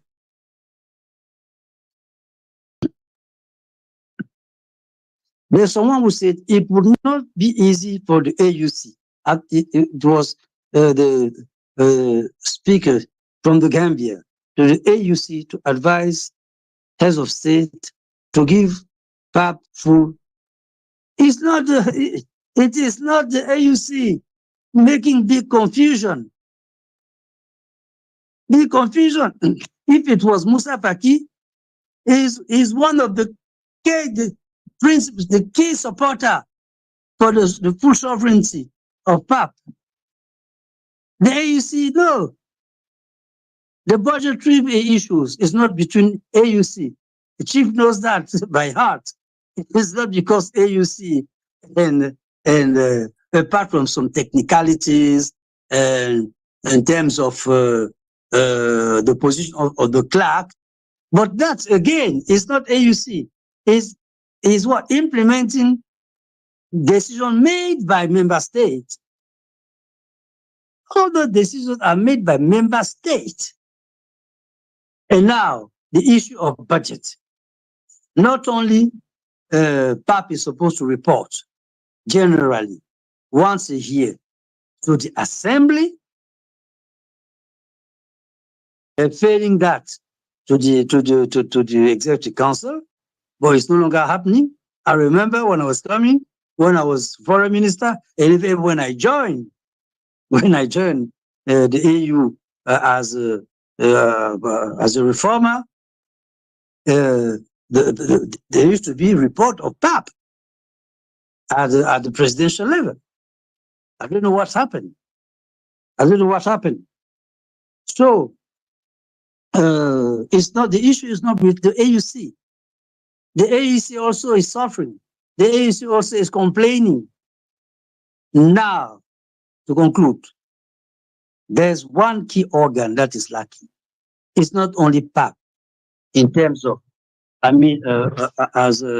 let's say at the legislative branch of government. There is the judiciary branch of government that is lacking, which is the Court of Justice. The Court of Justice that is provided for by the Constitutive Act. So I'm not talking of the African Court on Human and People's Rights. There's a Court of Justice, as you have the Assembly of Heads of State, the Executive Council, the Pan-African Parliament, you have the Commission, you have the PRC, you have the Court of Justice. That Court of Justice has already gone into force, but has not yet been operationalized. Why? Because at a certain point in time, member states said they should merge the Court of Justice with the African Court on Human and People's Rights, that's the Sharm el-Sheikh Protocol. So the merger took place, but till date, there are not enough ratifications for that merged court to come into force. So the idea now is to operationalize the Court of Justice that is listed on Article 18 of the Constitutive Act, so that all these issues that we have, overlap and so forth, duplications, and then you have an organ. The proposal will be submitted in February by President Ruto to the Assembly, is that you have an organ that can regulate disputes, that can settle disputes between organs. Donc, pour terminer, To conclude,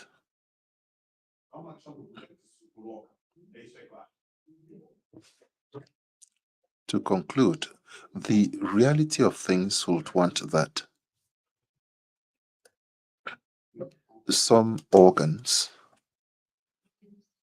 benefited from a delegation of powers from higher instances like COREP, and for certain reasons, or rather, these powers have been,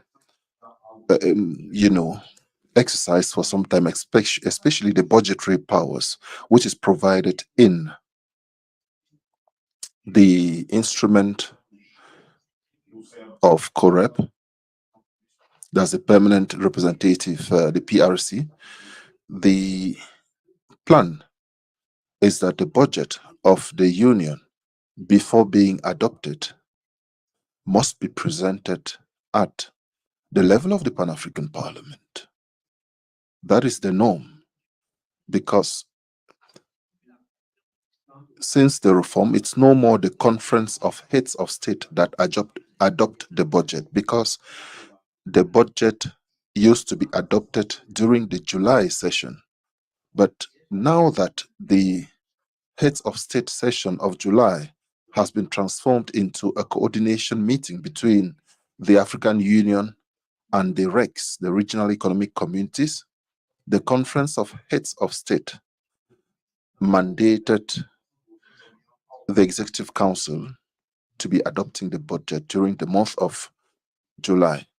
Normally, the budget process will be that after the work of the Commission and the PRC on the budget, because PRC is actually part of the budget process, the draft budget, before being submitted to the Executive Council in July, should be submitted to the Pan-African Parliament. And here you don't need any new instrument. It's just a matter of internal organization, of goodwill of everyone, for the Parliament to have a say in order to adopt the budget of the Union. One of the fundamental questions at the level of the African Union is this problem of organization.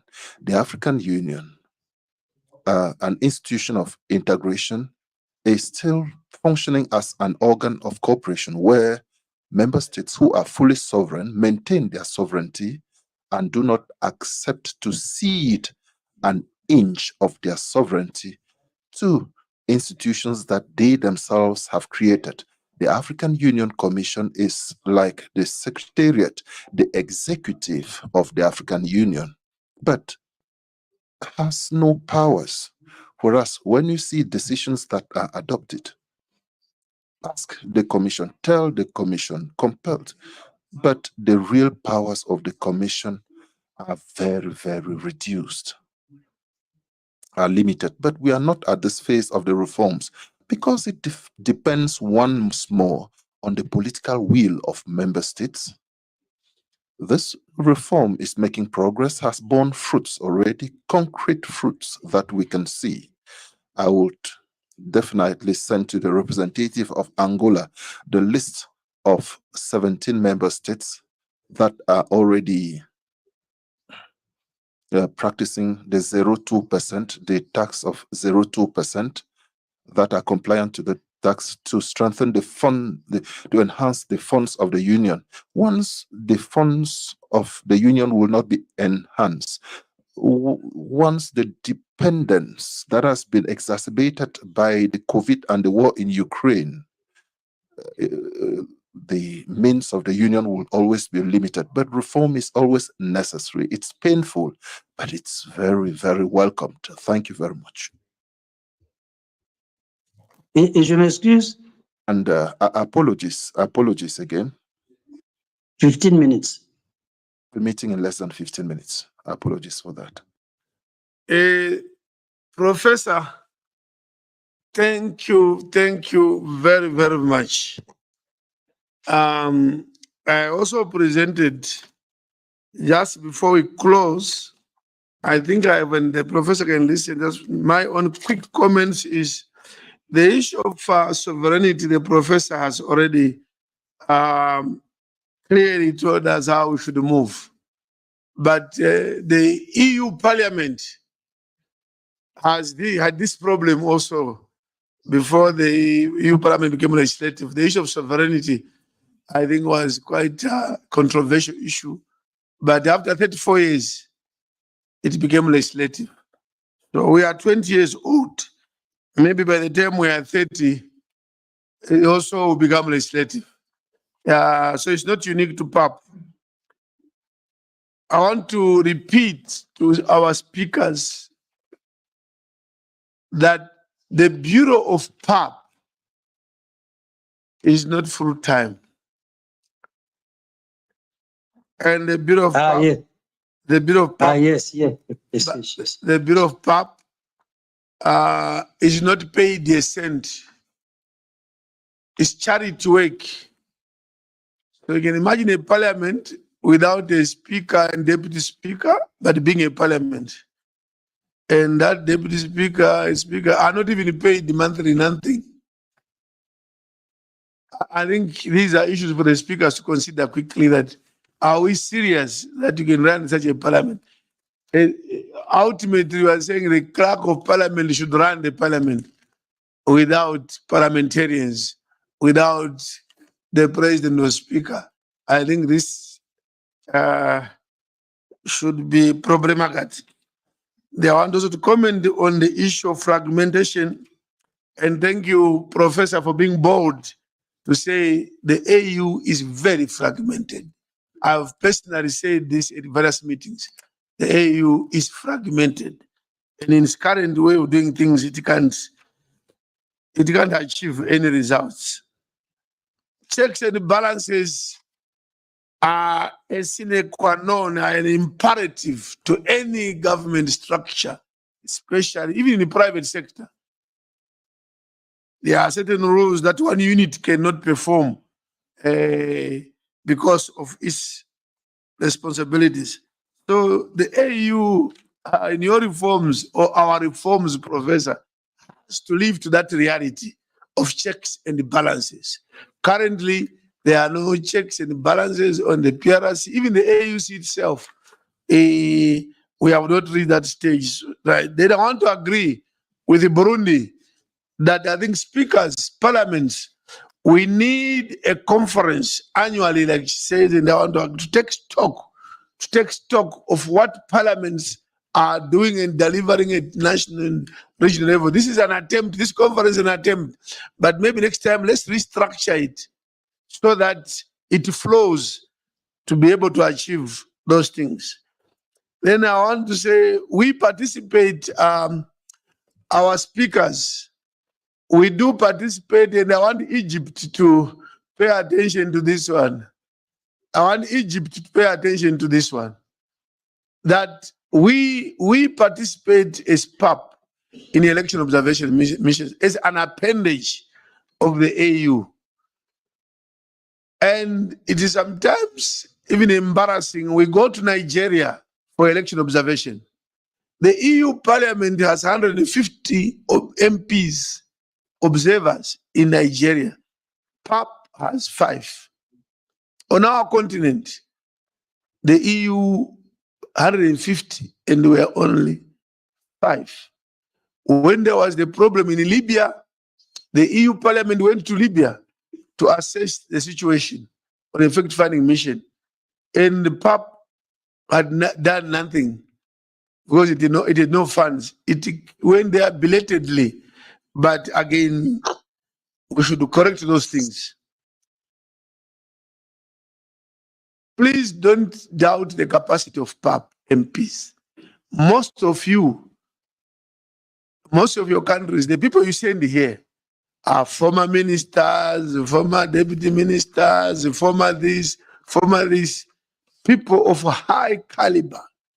And also every session, we find that we've lost not less than 2-3 MPs who become ministers in their countries. To some extent, the PAP is a waiting room to become something in your country, a minister or something. So the capacity in this parliament is very, very high. Not even to mention that we've had presidents in Ghana, Namibia, Seychelles, Mali, Niger, Chad, who have come from this parliament to become heads of state in their countries. This is a high-level parliament. Malabo is a high-level parliament. And then Malabo Protocol is a scapegoat. Whoever uses Malabo Protocol for not doing anything for PAP is simply scapegoating. It's a scapegoat. And that debate we like it some time. The protocol, Article 10 of the protocol establishing Pan-African Parliament, says Pan-African parliamentarians will receive an allowance when they perform their duties. But that allowance was withdrawn in 2019. To date, MPs come here, spend 2 weeks, and they don't receive any allowance. The bureau no allowance. These are serious issues for this parliament if we want it to be effective. I end there. The clerk is here. I asked someone there. She was moving between this room and the office because there is a meeting in Addis Ababa AU meeting on the issues of budget and supplementary budget. So she had to appear there to answer some questions. She's back. Madam Clerk, let's now move into the closing ceremony. And so that we are behind by about 50 minutes. Madam Clerk. Madam Clerk. No, goodbye. Oh, Professor. Goodbye. Professor, you are my brother. You know it very well. And Yes, thank I've you. worked with you and I respect you, very experienced professor. Let's meet Thank you so much. after this. After the speakers. Oh, sorry. There is a hand from Egypt. There's a hand before you leave. ليا مداخلة مهمة. ليا مداخلة J'ai une intervention que je voudrais faire. Je voudrais remercier Monsieur Sharumbera pour ses efforts. عفوا الترجمة. We are on. We're on. Yes.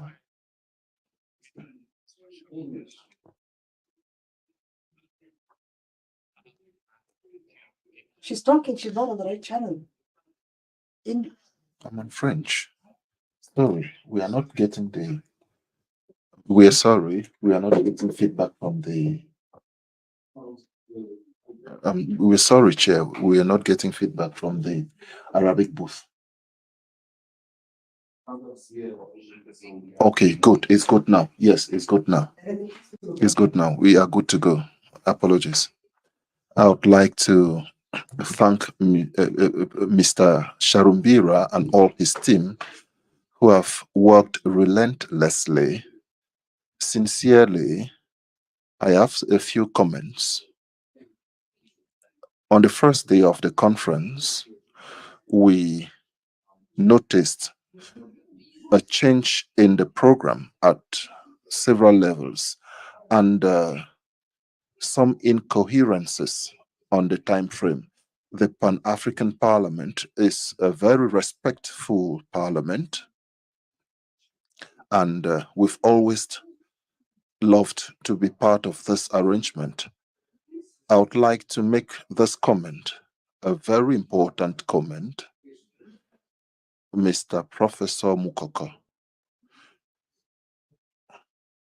He wasn't part of this agenda, and you invited him to speak, and this actually took a good part of our time today. He could have presented a working document, and one of the organizers may have read it, and we may have made our comments, but he took so much time and repeated his ideas severally. We respect him as a person. He had nothing to do in this assembly, but It's actually a deviation from the agenda that was submitted to us. He could have submitted a working document which would be distributed before the meeting, and we may have just made our submissions. Thank you, my very good friend, President Charumbira. Thank you. Order. Speaker of the Parliament of Egypt is my very good elder, my very good father. We value your contribution, your